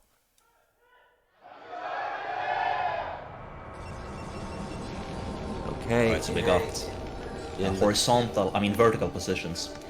Yep, top left we've got Royal, and in the bottom left we have got Mr. Snow. Now because this map has the high ground bases, I think it is very likely that both players will either go, 12 Nexus or 14 CC, or gasless at minimum for Royal. Yeah, that is very likely. Gases, of course, is good, given that you can have a bunker on the high ground. So you don't even have to repair it against Dragoons. It's actually kind of insane. Yeah, it is bonkers. TT1 always talks to me about how insane gasless expand is because of how many SCVs Terran can get away with. And then if you get away with it on this map where you don't even have to repair the bunker, I mean, that's just the dream opener for Terran. Yike, big yike indeed. So wouldn't be surprised to see that at all. We could see Nexus first. We could see, really the whole world is open to Protoss. Let's see what he does. Yeah, because 12 Nexus is so popular, I imagine, on this map, I was thinking that we could potentially see BBS, but I don't think there's buildable terrain in the center, so because of that, I think that kind of limits the chance of that happening. Yeah, that is of course a classic, rock, paper, scissors move you can do on a map like this. Oh, is that Lava? No, I can't, that's not. Sorry, never mind. Anyway, like on a map like this, like Ring and Bloom and so on, okay, yeah, looks like it's gasless Expo with the barracks up there. Because people will go Nexus first so often, people will sometimes go BBS on a map like this. Yep, and there is the 12 Nexus. So, as expected. You'll even see 14 Command Center actually versus Protoss on these maps sometimes. Yep. And Protoss is going to probably last Scout Royal, so he's going to be able to get away with the gasless expand. He's a little bit safer because at least he has a barracks here. Meanwhile, Snow, I think this is just such a good map for 12 Nexus. He doesn't even have to cut to build gateways faster or get zealots out. I think he'll be just fine. Yeah, it's a great map for Nexus first, for sure. But yeah, it's going to be 1 Rax Expo versus... Oh, and he's going for the safe variant, which is a little bit unfortunate given that it's Nexus first, So the best he can hope now, since he's going for the safe variant, is to like snipe 1 or 2 probes, basically. Is what he's hoping to be able to get here. If he even scouted, he's not scouting at all, actually. Yeah, I noticed that last game in Apocalypse that it was a really late scout, and this is a 19 scout from him, so that's extremely late. And he's gonna find him last, so that's unfortunate. Okay, so slight advantage to Protoss here, given that he went for the safe variant, the less economical variant of 1 X. But at least he's scouting late, which is giving him more cash, which mitigates a little bit of that. Up in the Marines. Oh, Forge. Forge. Okay. Okay, yeah, you can do that. So, like, it makes you safe against any sort of attack. That's actually good for Terran that Protoss went for that. Looks Protoss really doesn't need a forge right now. He just doesn't know it. Yeah, 100% Protoss would never build a forge in this early of the game if they knew that this was the build order from Terran. So it does at least stall the tech from Snow. Snow does come in and see that it was a gasless expand, but he does see that it was a non-stop Marine production build, and he also saw the bunker. So he knows that even if he wastes money on a cannon, this is fine for him. Yeah, really playable for both sides here. Given everything that happened, I don't think either side really is that significantly ahead right now, you know? Yeah, supplies look pretty close. Command center just now finished. Big transfer there. Snow's. I think he also saw the forge there, so he knows that, hey, this guy didn't get away with absolute murder. So he's fine. We do have second factory coming down. I was wondering if potentially we could see drops, because this map layout, the main does look quite droppable, but it is just going to be a second factory. Yeah, when you see a forge, you can actually draw a sigh of relief because you know any technology is going to be later. So he doesn't really have to fear, like there are builds where you go 12 Nexus, immediate DT, fast Arbiter before Observer, stuff like that. All of that stuff is going to be later because of the forge, which gives him the confidence to go 2-fact. Like if you go 2-fact otherwise, it's actually a bit of a risk in that you have later detection, later anti-air. Right now, not that much of a risk. Yeah, we do have range coming in. We have robo coming in. It was a robo first before range, so it is going to be a little bit quick. And we do have what I would say is the standard these days, the 445 armory. So this is going to be heavy, heavy upgrades really quickly from Royal. Because he got away with a gasless opener, this could still be a 2-1 push because he's going to max out so fast. But he could also be rushing the upgrades and just kind of sit there for 3-2. Yeah, and he's going armory before even eBay or Academy, so he really knows. Like he's either just taking a risk, or he knows because of the forge he can do this stuff, and be quite safe. Well, we do have Snow acting like he's going to put down a third Nexus pretty soon. I'm a little bit surprised to see him go Observatory first instead of Support Bay, but I guess he wants to see what Royal's build is, and when he gets in there, he'll see, you know, the armory's already spinning, so he'll know that this was a rushed upgrade build. Royal, by the way, made a vulture before attack after going gasless. Now normally you of course cannot do this, but against Nexus first, because Protoss also has everything late. In a situation like this, Nexus first forge, like you can actually get away with that. He might be sneaking him out to place some mines on the map, you know? Yeah, this like you said, it would just never ever happen in a normal game. And it's also the map, because you're safe with the bunker, right? Yeah, well, we do have a shuttle moving across, but this is just a scouting shuttle. Like, there's nothing in here. We do have now will he have the game sense to know there can't be anything in there? Oh, there's a turret, so he doesn't even need to. Ooh, okay. Oh, that was huge! He had the money right there, but he was just a little bit too late. And, I mean, I don't see an observer yet, so this is some massive damage right here. Yeah, this was really, really good from Royal. And like I said, there's nothing in there, so there's no chance of it doing damage. And you can see Royal knows there's nothing in there because he didn't even send anything back. Not a single Ultra went back. So he does have the game sense. He knows after going Nexus first Forge, you can't have a read at this point, bro. You can't. Yeah. So well done from Royal there with the sick read. I like his mine placement. He's got them set up at all the bases except for the one that, of course, Snow is taking. But I'm sure he'll find it in just a moment. But there it is. He confirms that Royal really has prepared a good strat for this map. I mean, normally you can't get away with doing this, but because he has that bunker on the high ground, he really was allowed to just go for vultures immediately. And upgrades. Like, he's doing everything except making tanks, and it's giving him so much flexibility in this game. Yeah, he's able to build all his key buildings because he only has to build vultures. Like, if you don't have to build tanks, it's just amazing for you how streamlined your build can be. His starport's already going up. Looks like a third and fourth factory's about to go up also. Just amazing. We have the first siege tank at 730 in the natural. Just one tank sitting there. In fact, he doesn't even bother fortifying the nat. He's all in the main because he knows he's got that bunker on the high ground. And it's strong, it's good. So look at how ready he is for this. 3 tanks immediately show up. Yep, and I did hear siege being used, so no real threat of the Reaver dealing crippling amounts of damage there. But it is Snow, and he always seems to make magic happen with the Reaver. And as I say that, there we go. I'm sure he'll get. He could get this one tank here. Forces out a raid too. Oh my days. He gets into the natural, but the good body block from the goons does not allow the to get into the main, so he only gets... Very fortunate Dragoon rally there that they spawned right at that moment, because that could have been huge. Yeah, we do have second armory coming in also, so we are gonna be getting into the 2-1 pretty soon. I really like Royal's build right now. He has so many factories already with upgrades, with vultures and tanks. Can knock down this bunker, but obviously not a big deal.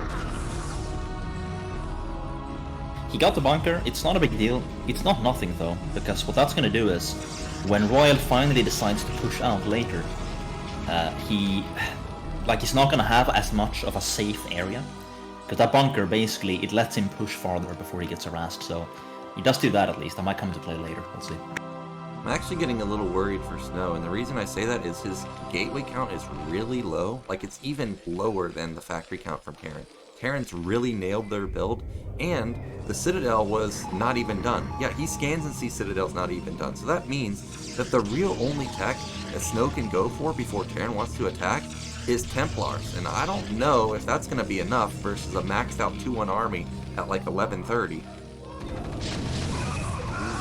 Yeah, I think delaying that third base really had a big effect. Oh, some decent harassment, by the way. Because we can see Protoss is only barely ahead in food here. Like the tiniest amount. And that's because the third base has only now started kicking in, really. Yeah, and these vultures are still just doing such a good job to, first off, scout when the fourth base is coming down. Also deny more bases going down to bottom right. Snow is building more Reavers. Like, does he have 3 now? Maybe it's just 2, but regardless, Royal's looking to move out pretty soon. He does have a third command center coming down, so he's going to be expanding behind this also. Yeah, looks like he might be going for that. Oh, by the way, we got some rays here. He might... Oh, he doesn't have Cloak yet, actually, because he didn't have the control tower, but... Yeah, he might be going for that mass expansion and defensive style that he's so known for. And that I think he plays the best out of anyone. Not everyone can play it, because you really give initiative to the Protoss, and you become a bit of a punching bag. But if you can play it, it can be incredibly strong. Yeah, this is just wild to me to see Terran even in supply at 10 minutes. Like, that's just so right. unheard of. Yeah. Oh, this could be massive too. Not really catching the probe transference, but he could go for these Dragoons. Yeah, he's going to crush these goons. There's not even that many coming to help them either. So he's going to catch a couple of them. I don't see a probe transfer, so at least he's not going to lose any probes. However, no micro there. Goons! Okay, luckily they don't blow up, but they do take a lot of damage. There we go. Very strong harassment. Killing Dragoons and delaying the transference of probes to the base. Only now is it coming out, so... Great, takes and at the same time pushing. This is so good, actually. With the multitasking to do this, where you make Protoss busy at home, and you push at the same time at the front. Yeah. It can be incredibly strong just to take terrain. Well, there is a lack of turrets in the main, and there were 0 spider mines, so this counterattack could be really nice. Yeah, so this is the huge play right here. Yeah, no tanks in the main, no mines. This could be... Okay, what's he gonna target here? Is he gonna kill units or the depots? Okay, he's gonna try and take down tanks, and okay, one of the Wraiths went down, and he does save those Reavers. That shuttle is not going to die just yet. Oh, it does die, so that means that the Reavers are stuck. Yeah. Damn, that really did a lot less than it... Okay, unless he gets these depots, that could be good.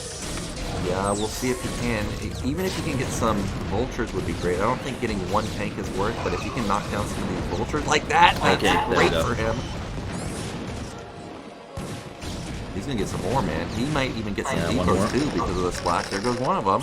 And now, what was even supply, it's now a 20 supply lead for Protoss. Yeah, overall, that was good. That was worth it. It could have been even better, but it was pretty good. In that he got 2 depots and a bunch of units. And he's expanding behind it, but... will Terran counterattack right now? Yeah, I think he's gonna have to sit there and just take this attack first. But this is a small choke. I don't think Protoss is gonna have good success here. Uh-oh, Storm on the SCVs. He might be trying to storm the SCVs. Okay, he got like half of them. So... Yeah, well done from Snow and good defense from Terran right there. Yeah, none of these attacks have been like GG, you're dead, but they've all been decent to pretty good, right? And as he's doing that, he's just continuing to expand. Yeah, exactly. That's just what Snow does. And, you know, that gateway count that was at 4, just couple minutes ago. Now it's exploding up to almost 10. You see more shuttles coming out. Still don't see any big-time tech from Snow. We all know he's well known for the carriers, but I don't see Stargates anywhere. Oh man, that's a big mine shot. Takes out a decent amount of vultures and also kills the goons. The vulture harassment is starting to do some real damage, where it's getting dragoons killed by placing mines on the map, basically like counter-attack mines you could call them, and he's delaying expansion and sniping units. But eventually, at some point, Preuss is gonna go for like this huge maxed attack with Storm, probably. And at that point, if you don't have all of your units at home, you could actually die because you sent too many out to counterattack. That's a classic way to lose. Well, I do see more shuttles being loaded up. That army of Snow looked like the majority of it was Zealots. A good interception there. Gets a lot of probes. And look at Snow's money, man. He is really on top of spending his resources. He was down below like 30 gas and wasn't even that high in minerals either. So he's crushing it in terms of the macro. Yeah, his bases have finally kicked in now, and Terran at this point, I mean, you really want to be only one base behind, preferably, but that's just not an option right now. So he's gonna have to sit back and max out and get 3-3. The one thing he's got going for him is that, of course, Preuss doesn't have anything beyond Storm coming, so there are no carriers, no orbiters. That means there's really no card Preuss can play to force Terran to do anything. Oh, man. Terran can kind of just sit there. Another big catch under the Vultures. Supplies of Royal are really starting to be considerably lower than Snow right now. He's also about to be mined out in his main or natural, so he needs a command center. He needs to take top middle. There is the command center I was talking about. I see a drop being loaded up. Maybe the fantasy drop, the 2-tank Vulture run by to bottom right to try and deny that base. Indeed, but yeah, the maxed Preuss attack is coming, and Terran is like minus 50 supply, and he's missing units. Actually, never mind. Here we go with the drop instead. Oh, great. Good EMP. Yeah, and there's no tanks here, so this could deal a lot of damage. He's just going to continue to elevate her in the main also. It's almost pure Zealot, which is hilarious, but it should deal a decent amount of damage. Oh, maybe not, actually. There's the tank drop that I was saying. Yeah, honestly, the only thing this is really causing is like, it's damaging APM and delaying the CC a little bit, but he couldn't take that base anyway before maxing out, so it's really just like taxing Royal's APM more than anything else, I think. Which he can do, because he's got so many minerals. Like, think about it, he's only spending minerals to do that, right? And he's got infinite minerals anyway. Well, Royal's actually not going to get this Nexus, dude. He stopped shooting the Nexus? Yeah. I can't believe he did that. So he wanted to go for the probes instead, that's why, right here. Yeah, he's going to get a decent amount of probes, but that's going to be a completed base. Yeah, and he's going to lose, well, at least one of the tanks. Oh, yeah, both, actually. Oh my days! That was a big Okay, so what happened right there was the Observer was just barely not in range. And, yeah, the goons moved up and died, so it ended up being okay on the Oh, another good EMP. A lot of Zealots in this drop, but the D-Matrix. Oh, I'm actually surprised Royal turned around there. I thought that he would have enough, and instead he turns around, and actually that's going to stall the push. He's got +3 weapons, so he's got a very strong army. Yeah, for sure, and he's going to try to use that now to take 12 o'clock, or 11, or whatever you want to call it, his 4th. So he actually bought a lot of time. With that harassment, he made Preuss pull back, and the classic maneuver then is to go out and take your expansion when Preuss is back, but then he himself was pulled back by the drop in his main, so he couldn't really use it. And we're going to see a big storm drop here, possibly on these SCVs. Oh, God, he got almost all of them. Yeah, the multitask from both sides is really incredible. A lower level Terran would just be picked apart by all this multitask. Yeah, same for Preuss too. Like the drops and harassment has been amazing. Well, I mean, Terran's up to 2 bases again. And if you're on 2 bases, you're in the game. If you're on 3, you're winning the game, basically. Late game TVP, so all of that stuff at the end of the day, he did recover. Well, here we go. Templars die. Templars unload.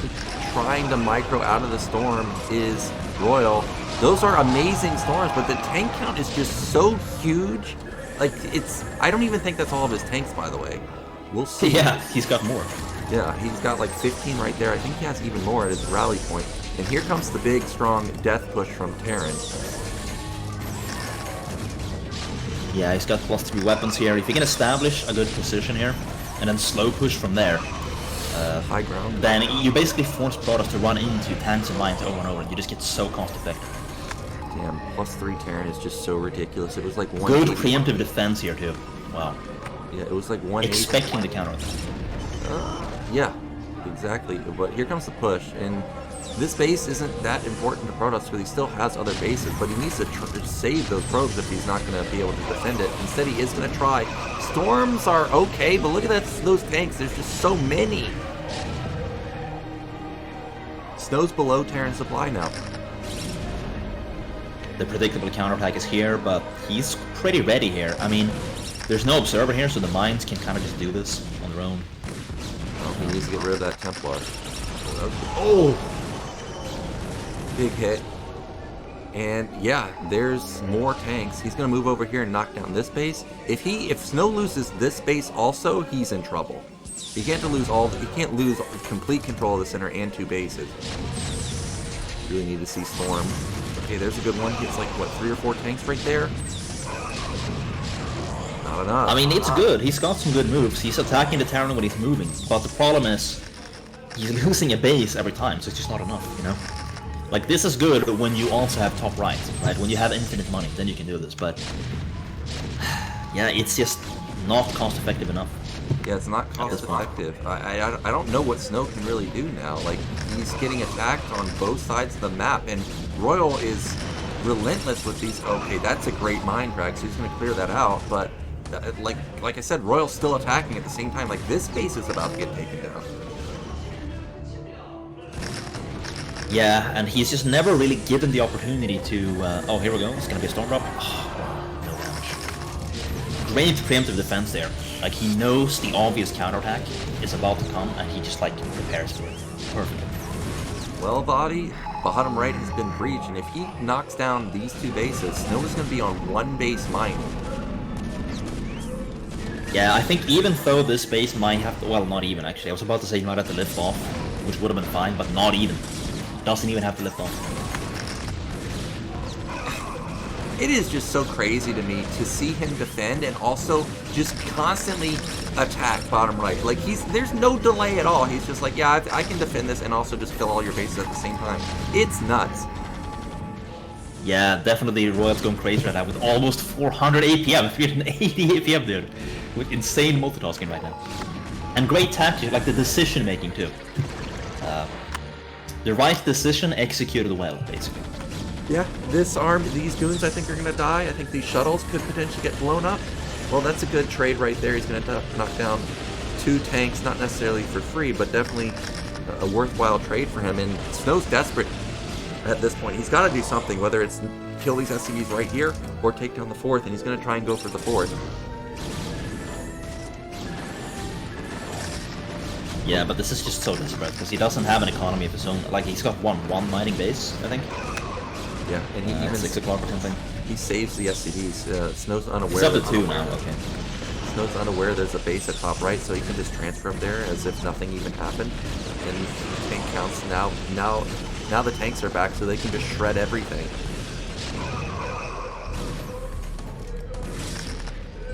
And Protoss, by the way, has to retreat through the minefield, so that's all it has. Well, by the way, that base at bottom right that I thought was going to get killed, it's still actually up and running for Snow, so supplies are still somewhat even.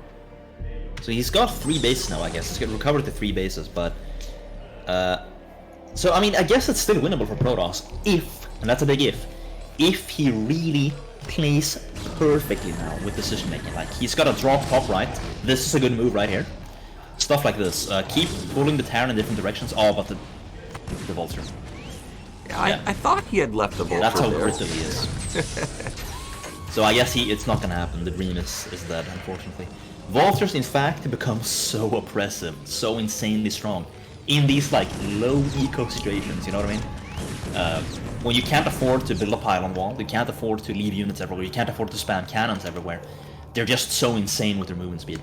Yeah, and that's starting to come to play right now. And also they get the mines, so you can't just move across the map, because you could unknowingly just run into mines and lose goons or reavers or zealots or whatever it is. This is a good shutdown on top right, but unfortunately, he'll just transfer his SCVs back to top middle. Yeah, definitely a big move, But Terran is on 2 bases, and that's really all you need to be in the game. Rhodas is also on 2 bases, and gotta be a base ahead. And we've got Vulture Harassment going to bottom middle. I don't think there's a tank there, but... Yeah, okay, so Templars, they get knocked down. Okay, actually... Oh, there are tanks there! Insane harassment, dude. Yeah, and I don't even think that was with the dropship. I think those just were moved across the map. It's like the non-dropship drop, where you're using it as if it's a dropship, but you just walk there. It works too, you can do it. Well, Snow, okay, he takes down the tanks, so he does save that base. He's still down 20 supply, though. He desperately needs to get another one, whether it's mid-left or bottom right again or something. At least he's denied top right for a while, but still the tank count is insane for Terran. Yeah, Royal is completely identifying the position he's in. He knows that he just has to turtle on his 2 bases while harassing with vultures and counterattacks, and that's what he's doing, so he's recognizing perfectly. Like, it's easy for us to see that that's what he has to do with Mapback, right? But he actually knew. And now he's finally gonna go for a big attack. Yeah, and if he can siege this area, you can actually siege the base from the low ground, right? Yeah, you and then can. force Protoss to run into you. And look at that vessel, it had enough energy for EMP and D-Matrix, so the Storm did basically nothing. 40 supply lead now for Terran. Well, Voddy, I think we're about to see an elimination in just a second. Snow's really running out of steam. He's going to be on 1 base mining. We've got a small counterattack, but honestly, Vultures can kill this army. Yeah, Terran is so far ahead that, like, he just leaves 2 tanks behind with mines, and then reinforces with Vultures reactively to deal with the obvious desperate counterattack. It's not enough stuff right now for Protoss. Yep, just not enough. Now he's down below 100 supply. I don't know what you can do here. Oh, God, goons are just eating mines. Yeah, this base is dead. Oh, he just transferred pros back. Can't lose those. So I have to wonder now, like, is this a nice map for Terran in this matchup? Because I'm thinking about it, and that high ground bunker just lets you do so much stuff. Right? Like, you could never get away with this build normally. Well, if you can multitask like this, 100% is a good map for Terran. This was a ridiculous multitask from Royal. He, of course, played an amazing game. I'm not saying, like, it's just aim or anything. I'm just saying, like, everything accumulated so well. Like, from those first vultures he made, because of the high ground bunker, to, you know, denying that base, like, he just took control early. Then it became a little bit shaky in the middle, basically because of that drop in the main, I would say. But yeah, GG.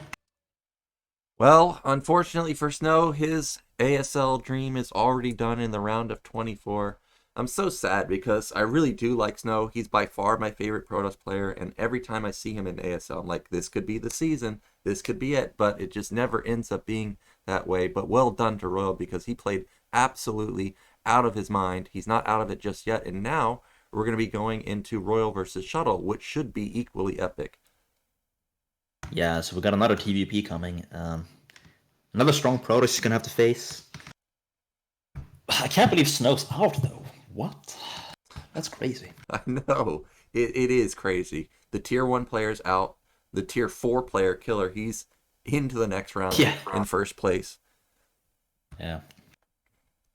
Now, if Shuttle... Even if Shuttle loses now, he technically made it further than Snow, so he can at least say that he made it further than Snow, which nobody would have expected. Like, out of those 2 Protoss users, everybody, of course, would have favored Snow, I think. Yeah, I think that's true. We're getting a look at some of the highlights from this game. This is where Snow was really in big trouble. You can see his probe count's extremely low at this point. Yeah. He really needed to, like, at least, if he can't kill the base, he needed to kill SCVs, which he wasn't able to do. And now this army is stuck, I mean. So now it's kind of just panic mode, just trade as effectively as possible. But it's just too many tanks at this point.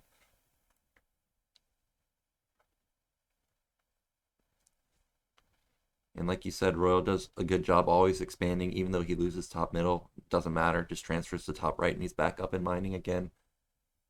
Yeah, this is like a modern I Love Oov style TVP, where you're like expanding crazily, you're playing with dropships, you know? Very Oov/fantasy-esque. Yep, for sure. So we should be going into a break in just a second. Then we'll be back with our final series of the day.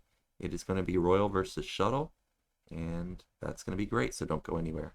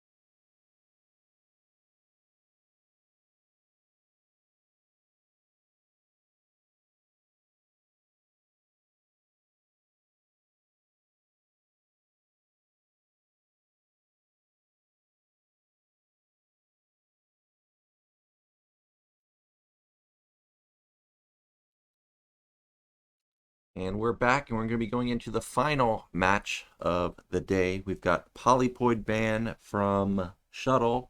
Then we have Dark Origin ban from Royal, and that means that, again, we have Retro as our deciding map for the group.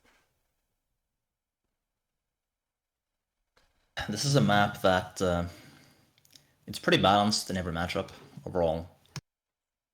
So if you're going to put your life on the line, I don't think anyone's going to complain about doing it on this map. Yeah, I really do like this map. I think it's a better Fighting Spirit, even though people tell me it's not like Fighting Spirit. Whenever I see it, I think of it. I feel like it's easier to take your third base. It's also easier to, like, get units out of your base, just in my opinion. Yeah. On Fighting Spirit, you can actually do a thing, like you can play a style where you just sit in an arc outside of the bridges, and then, you 1A, 2A, 3A, you either storm or stasis when he tries to move up. It's actually pretty strong. In fact, it's so strong that a big part of playing on Fighting Spirit is like establishing control past the bridge, so you can have that freedom to vulture harass, to like not be boxed in, basically. But anyway, not an issue here on Retro, for sure. Well, okay, it looks like our players are ready. Let's get into our final game of the day. Who's going to be eliminated? Who's going to be moving on? We'll find out.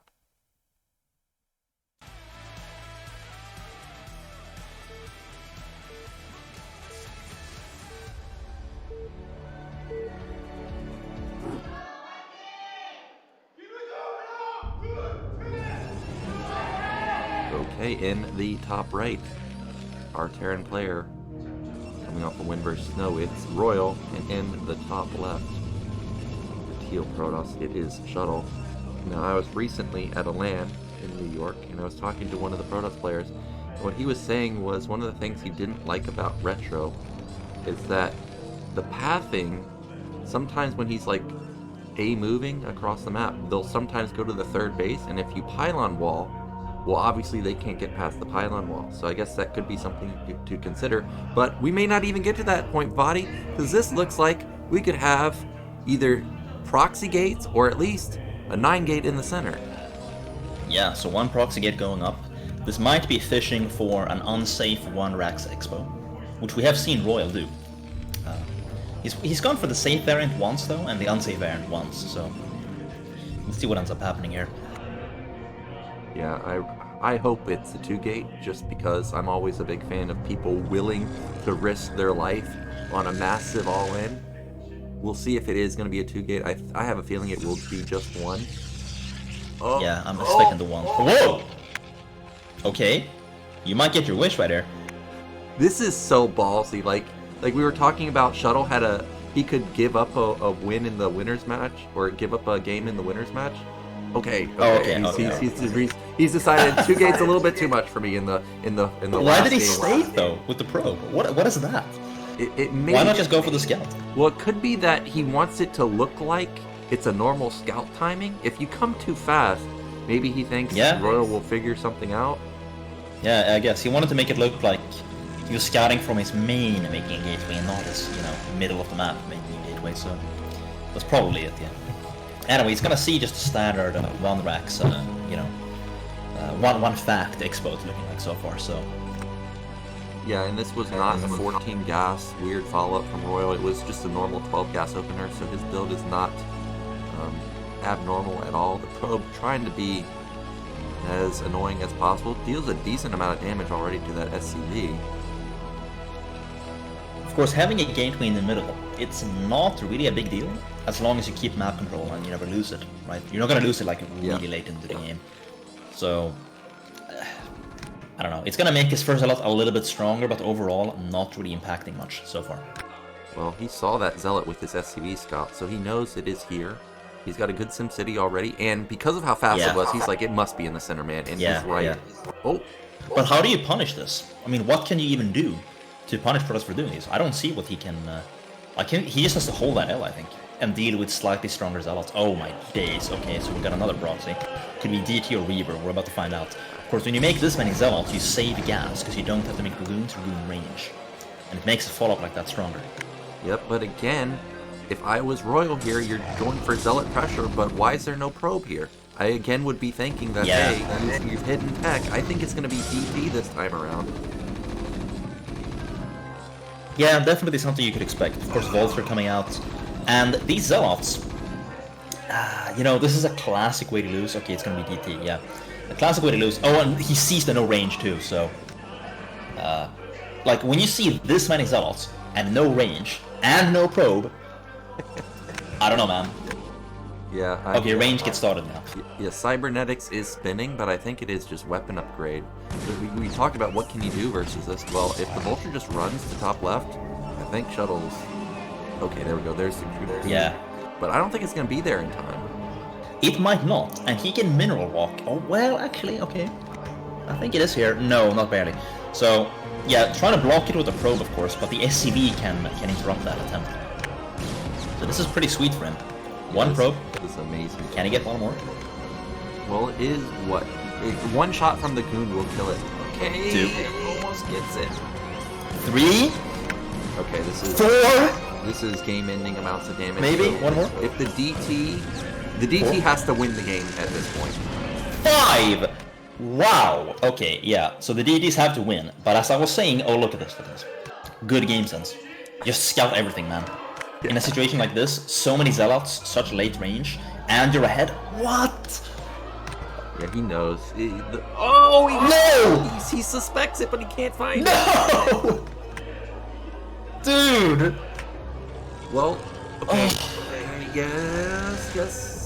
There's no way. Okay, He does finally find did it. it. I was looking in. serious? I was looking in Royal's main. I'm like, dude, there's no eBay. Like, he's not building an eBay. He has to just rely on mines.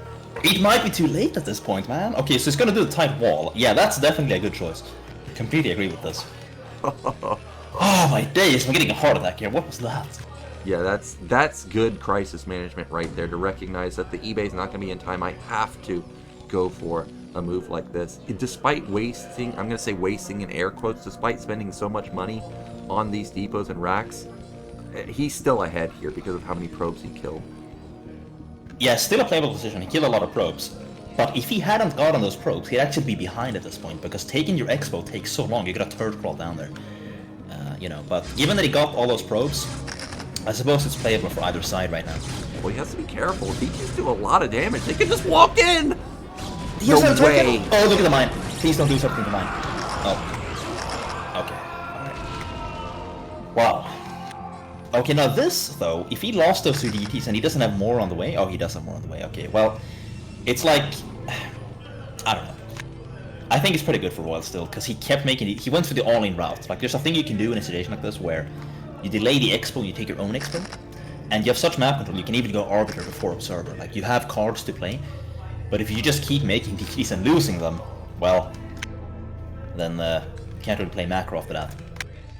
Well, this is so many DTs that there may be some type of run-by potential here. No, there's mine set up. I was thinking maybe if he gets up the ramp with everything and just goes for a killing blow. Okay, that's what he's gonna go for. There's 4 DTs. They deal 40 damage, Voddy. That's a lot. Yeah, but he can just target down that I don't think there's gonna be a run-by.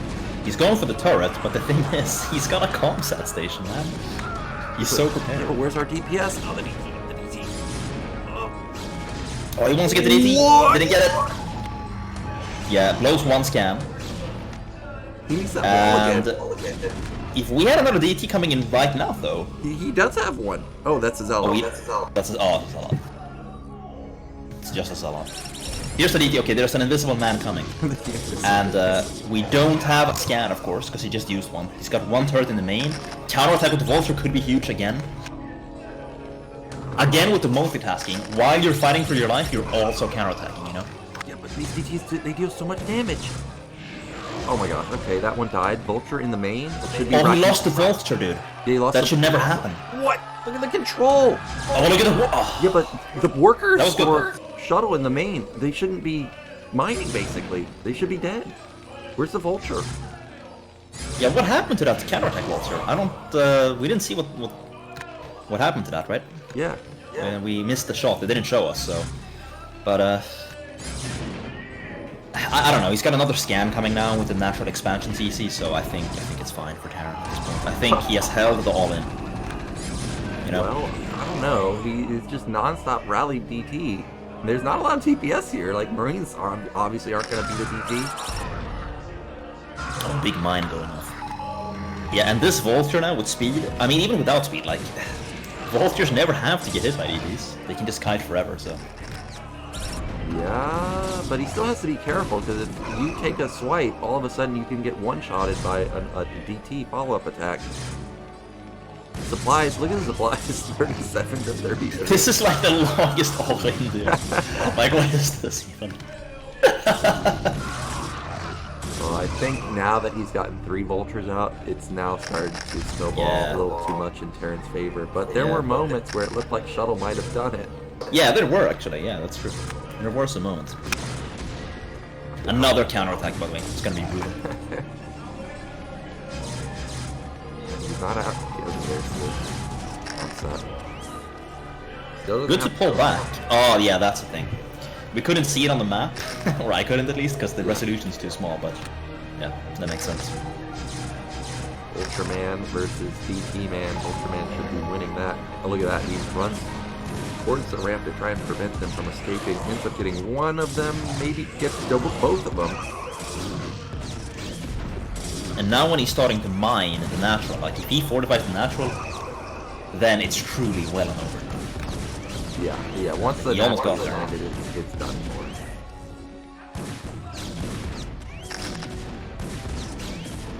Well, There we go, first mine's going down, even more mines. No observer on the map, so. Yep, unfortunately for Shuttle, I think once the first tank comes out, it's lights out for him now. He doesn't have critical mass anymore. Royal has stabilized. He should be able to land his command center in just a second. There he goes. I like the game sense to scout everywhere.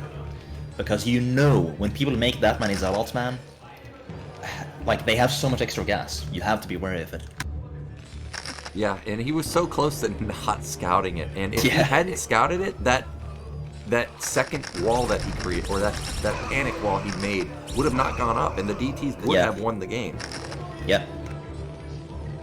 They sure would have. It's a good thing you can wall off on this map. Actually. Yeah, that is true. If it was Tempest, I'm not sure if he can full wall there. He could have walked in easily. Yep. Oh my gosh. Oh, Vulture sneaking out. Now this is like to delay the natural, but the natural isn't even coming, so you know. Yeah, and It's gonna be one loss to desperate all-in, I guess. yeah, Shuttle's even cutting probes. He knows that he can't transition out of this. This is do or die for him. His best option is to lead with the Zealot, try and somehow make a miracle happen with his goons. He has like 6 or 7 goons here, so it's a decent amount of DPS. Actually is transitioning out of it. I'm surprised. Okay. Oh no. Loses the DT also. Well, Royal... Dude, there's so many tanks. Yeah. Yeah, I think he's accepted his fate. Oh, I thought he was just going to go in. You can see Shuttle's camera right now. He's not happy about the position he's in. I'm surprised that those tanks can't see those goons. But at least those don't die. Well, you know, he who lives by the all-in dies by the all-in. And he definitely died in this game. Yep, now it's all about when Royal feels comfortable that he has enough scans. As soon as he's reached that point, I imagine he's just going to move out and kill everything. And it looks like we have reached that point. Yeah, just do like an all-in 2-base push, you know, at this point. Yep, he's just going to clear out the tech on the right side first, get rid of that pylon. Once he gets rid of the archive, then he doesn't even have to worry about scans anymore. Just now the Nexus going up for, or completing for Shuttle, so he's going to have a transfer over there, but he's already down 30 supply. I see Royal even has 4 factories already, and Robo just now finishing, so we still don't even have observers out. There are more factories than there are gateways, by the way, which is always nice. Yeah, never a good scenario for Protoss. I think it was a good idea, but just wasn't his day on this map. So unfortunately, Shuttle, unless there's some type of miracle like Shuttle Bomb that kills all the tanks with a Zealot drop, He's going to be eliminated on this single attack. There's just way too much.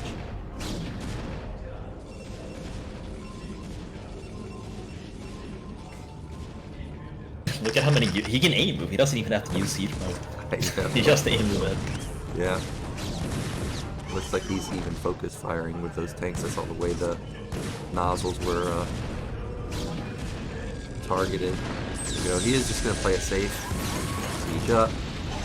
Oh yeah, one thing I was going to mention in case of a macro game is that in these positions, it can be a little difficult to take your third as Terran, because this is what you have to do, right? And you're so close to the Protoss. Yep. But if you manage to get it, it's actually a great position. Yeah, yeah, it's an amazing position. And you can also expand towards Protoss and have high ground advantage. It's great if you can actually get it. Well, here we go. This is the last stand at 7 goons in the dream. Picks off 1 tank. But 1 for 1 is not a good trade for him right now. He needs like 5 to 1 or 4 to 1 in his favor.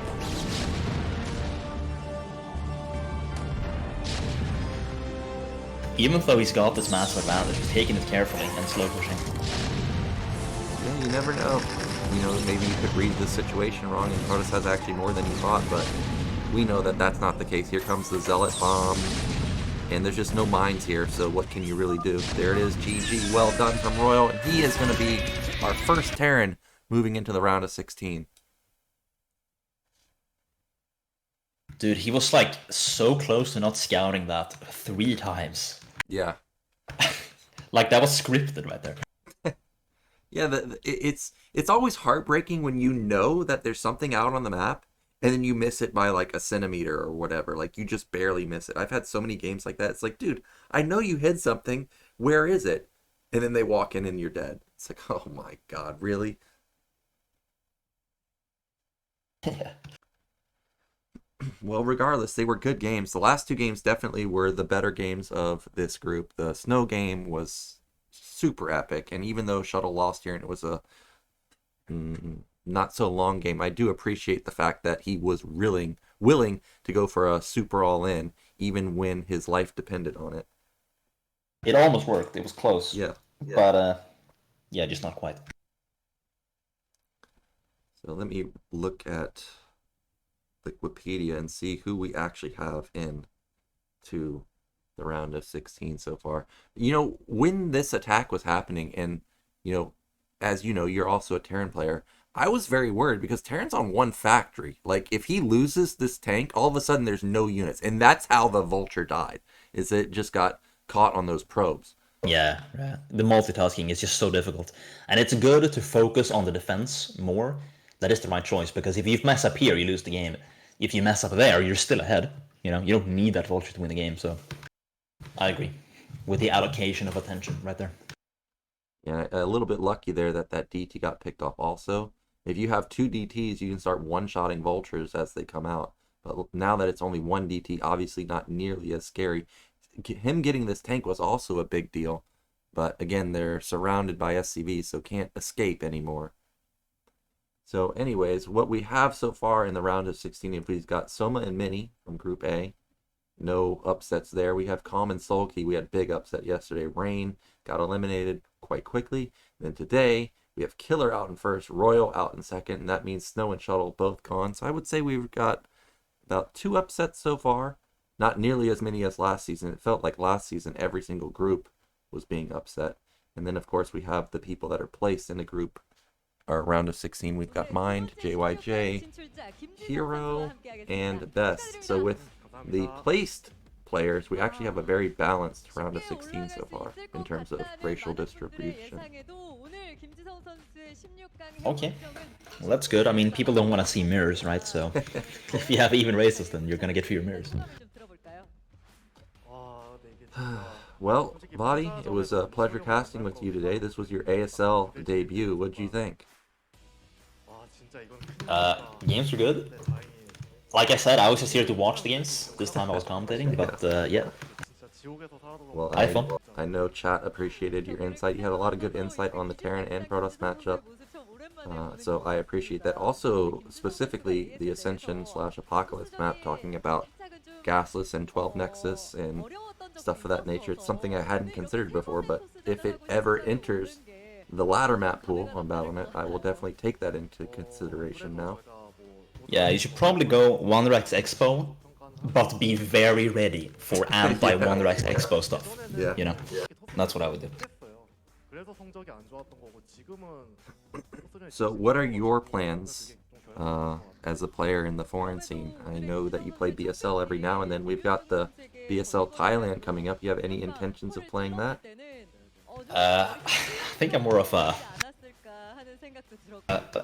like a casual StarCraft gamer at this point, you know? Like, I just hop on and... honestly, like, I get to S rank, and then I don't play and my account decays.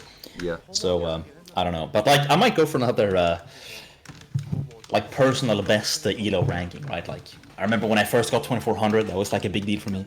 And then, like, 2450, like... So I'm probably just gonna try to go for 2500, probably. But, yeah, just for fun, you know? Yeah, okay, well... Might switch race, we'll see. I don't know. You'll switch race, okay, we gotta, you know, give some more insight on that. At least tell us what race you're gonna switch to. What do you think? Well, I mean, I'm thinking like a Zerg, you can play like... Okay, there's this style, I know it works, I've seen it, but nobody does it for something, but it's mega strong. And you just go like Lurker first, and then you spawn Broodling the tanks, and then it's like, what can they do? I get bases for free. So that, I might go for that, right? Like, that's pretty strong. Or, I might play Protoss, because nobody's playing Arbiter these days, but Arbiter is still mega strong, okay? It's actually really good. But, here's the thing. You can go for, like, when you're about to max out, so you got, like, your 6 Arbiters or whatever, and the Terran's hunting you with Vessels and Goliaths, you know, like that pre-battle skirmish you get, right? Yeah. What you can actually do is put a Dark Archon in the Shuttle, and then he comes up to EMP Arbiter, and you just feed back the Vessel. Like, it's actually so insane. Like, what do you do as Terran about that, right? Because you play Terran, think about that from the Terran perspective. What do you do? How do you even hunt Arbiters when they just, bam, one-shot you? I guess that is true. I personally have not had anybody do that versus me. Do you think that's too much APM for Protoss to do? Like, Hell no, dude. No? I mean, Okay. I'm used to playing SK Terran. Like, I can do that.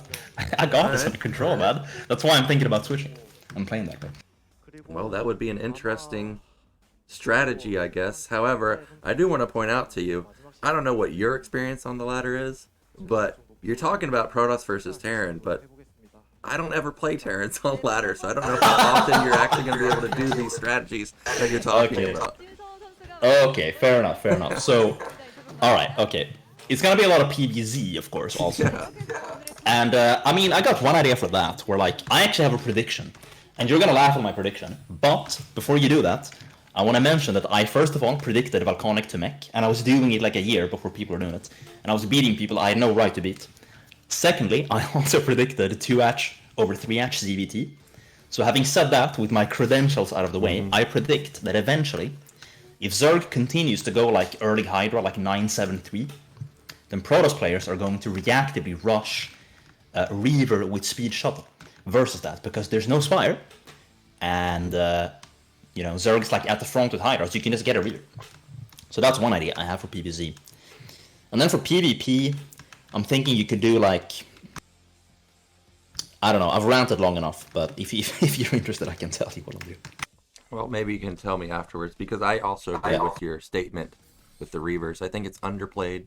As far as today with ASL, you can see the distribution that I was talking about. We've got 5 Zergs so far, 3 Terrans, only 2 Protosses so far. So Protoss players, they need to get it together, I guess, because we don't want to have, you know, 10 Zergs, 8 Terrans or something crazy. Yeah, that's interesting. No Protoss players.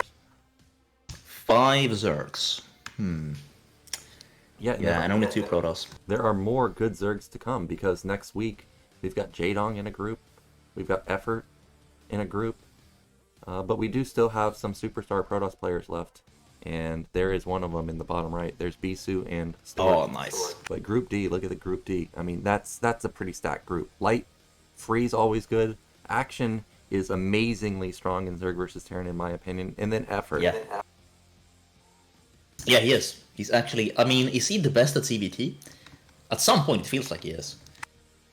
Yeah, like, okay, My opinion of actions like pool first build into 3-hatch on Eclipse, which I'm sure you've seen, where he takes a third base.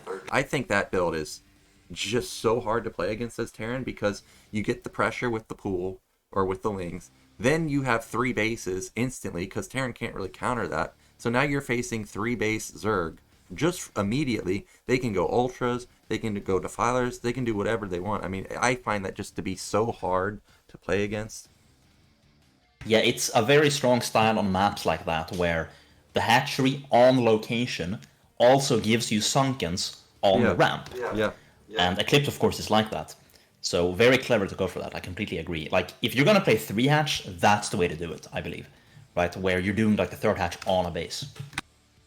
Yeah, and I'm trying to think, are there any maps that allow you to do that? And I think there are. Like, I could see him doing it on Tempest, taking another natural.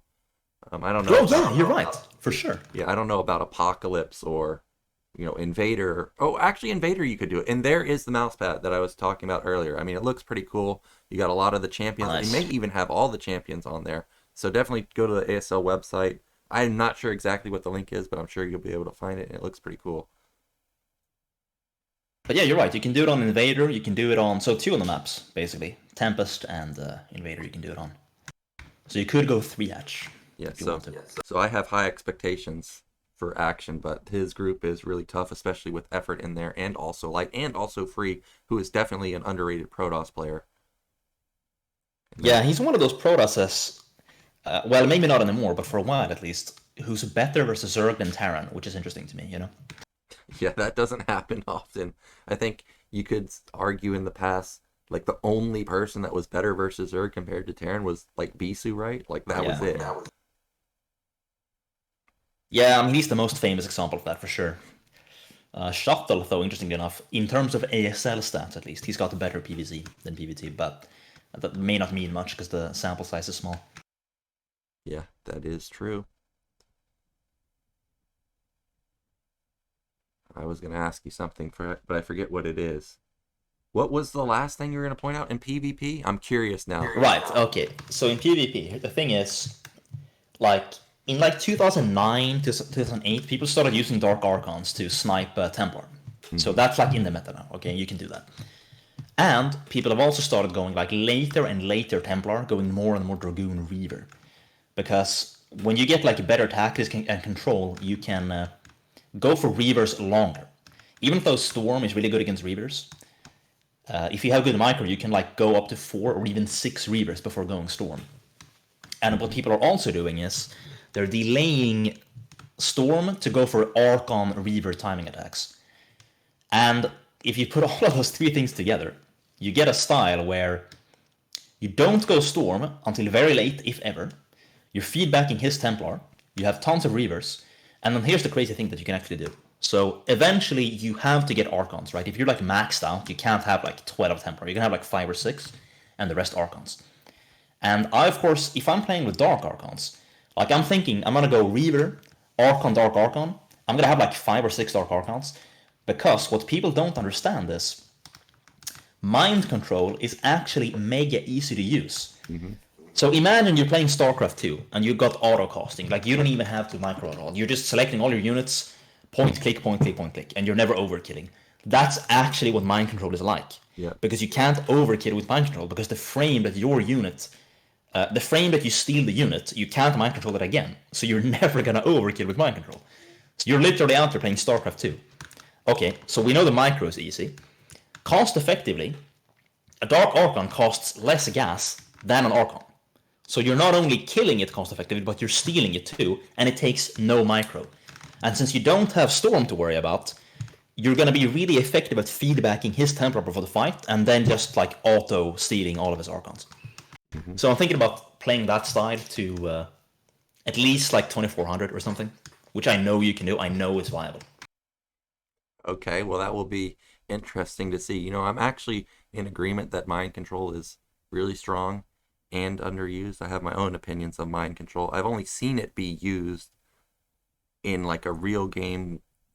For example, I saw Rain versus some Zerg, and what Rain did was he skipped Observatory, or he skipped Robo, and he just mind controlled an Overlord. Yeah, that is a build that's existed since like I mean, that concept has been around for a very long time, in different forms throughout the ages, but that's definitely something you can do. It synergizes well, too, with skipping Stargate so that you get Maelstrom instead versus Mutalisks, right? So now you're skipping Stargate and Robo, you're just getting the Dark Archon, like, for detection and anti-muto. Yeah, that seems like a bit much, because that would require you to have so much energy, because what happens if you don't get Maelstrom? You're just relying on mind control, and then they go mutas. Well, then you're kind of screwed. Yeah. Right? Same thing. If you get Maelstrom, but then they don't go mutas, well, what are you... Well, I mean, Maelstrom's a little bit different, because at least it's useful in all scenarios. But still, if you wanted to... And then also, if you wanted to cast both of them, you would need 250 energy. Yeah, so maybe don't skip both. Maybe only skip one, Robo or Stargate, but yeah. Well, that's cool, man. I would look forward to see that. I like to troll in PvP, and I like to go one base carrier, and I have had more than my share of games where I get countered by mind control. It is ridiculously strong. Yeah, the funny thing is that if you're facing carriers, which obviously you're not going to in PvP, but if you are, then the actual conventional standard responses are 1, mind control, and 2, scouts. Yep. Actually, Corsairs aren't even that bad either. They sound bad, but when you have that many of them and they all splash, they're actually not bad. There's actually so many counters to carriers in PvP, it's crazy. You've got Goon, you've got Storm, you've got Mind Control. You got Arbiters too, by the way. Yeah, Arbiters, you just stasis them. It's nuts. Yeah, it's funny. But yeah, I don't know. I might do that, or I might just play Terran. But I'm not really going to play in any tournaments, I think. I mean, I might play in a team tournament with my clan, I guess, if that ever shows up. Okay, and you're still in IRK, right? I imagine? Yeah. Okay, I know they play all the clan leagues and stuff. Obviously, IRK is one of the best, if not the best. I know your lineup is stacked every time I look at it. Yeah, we got Gypsy these days, which is pretty sweet. You got the big Gyp. He's like probably the best foreign Terran right now, right? What? Well, I mean, Meadow, obviously, but apart from Chinese. Yeah, that's my opinion, is I think the big Gyp is the best. He's got insane macro, and his micro is ridiculous. There are so many times where he's microing versus Zealots and body blocking with SCVs, and I'm like, dude, if I could do this, I would never wall, ever, but I can't do that. You could make like a sick compilation, actually, of his anti-Zealot micro. Yeah, I wouldn't even have to look very hard. I'd probably just load up any VOD and it will have some. Yeah. Yeah, so I want to mention one thing. I don't like to name drop, like, oh, I beat so-and-so. I just want to say this one thing, so that people understand there's more to StarCraft than many believe. And what I want to say is, I once beat Gypsy in a macro game going Marine Tank TBD. Oh, I remember you playing Marine Tank versus, was it Artosis? Yeah, I hadn't figured it out yet, so he won. I was new to the style at the time. But yeah.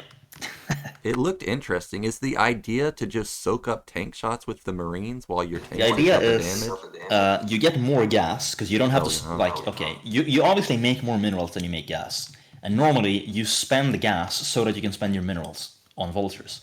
But now you just have to spend minerals to spend your minerals, which means you're going to have more tanks, or the same amount of tanks plus wraiths. That's the idea. Also, there's a little bit of bonus where, like, you're making Marines, so you don't care if it's going wraiths or not. Like, you don't have to scout for that and stuff. But mostly that's the idea. And you still get range and stem on the Marines, right? Yeah, you get those, yeah. Yeah, but obviously not weapon upgrades or any of that. The weakness is you don't get to play with mines and vultures. That's the weakness. But if you were going to go, like, Goliath tank anyway, and you weren't planning on that, then this is an alternative you can play. Okay, well, that's interesting. When I watched it, I was thinking, like you said, use the gas for more tanks and race and whatever. But also I was thinking, well, actually tanks don't do full damage to Marines. So actually they soak up a lot of hits. If you spread them, of course. So I thought that was an interesting idea. Even though you can definitely attack with Marine in front. Like, you can do a little bit of that. But if you want to play like the mass attack move style, you should go mass tank vulture vessel still, I think. Yeah.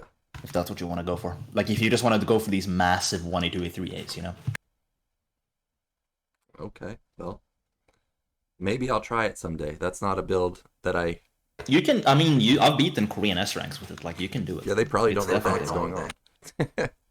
Yeah, I guess, but they're smart. Like I think Koreans in general are clever when you play on standard. They uh, they just adapt on the fly. In my experience, they're pretty good at that. Yeah. Well, that's it today, guys. Thank you so much for watching. Again, big thank you to Voddy for helping me cast today. And we will be back next week, Monday, Tuesday, and Wednesday with Group D, E, and F. So we'll see you there.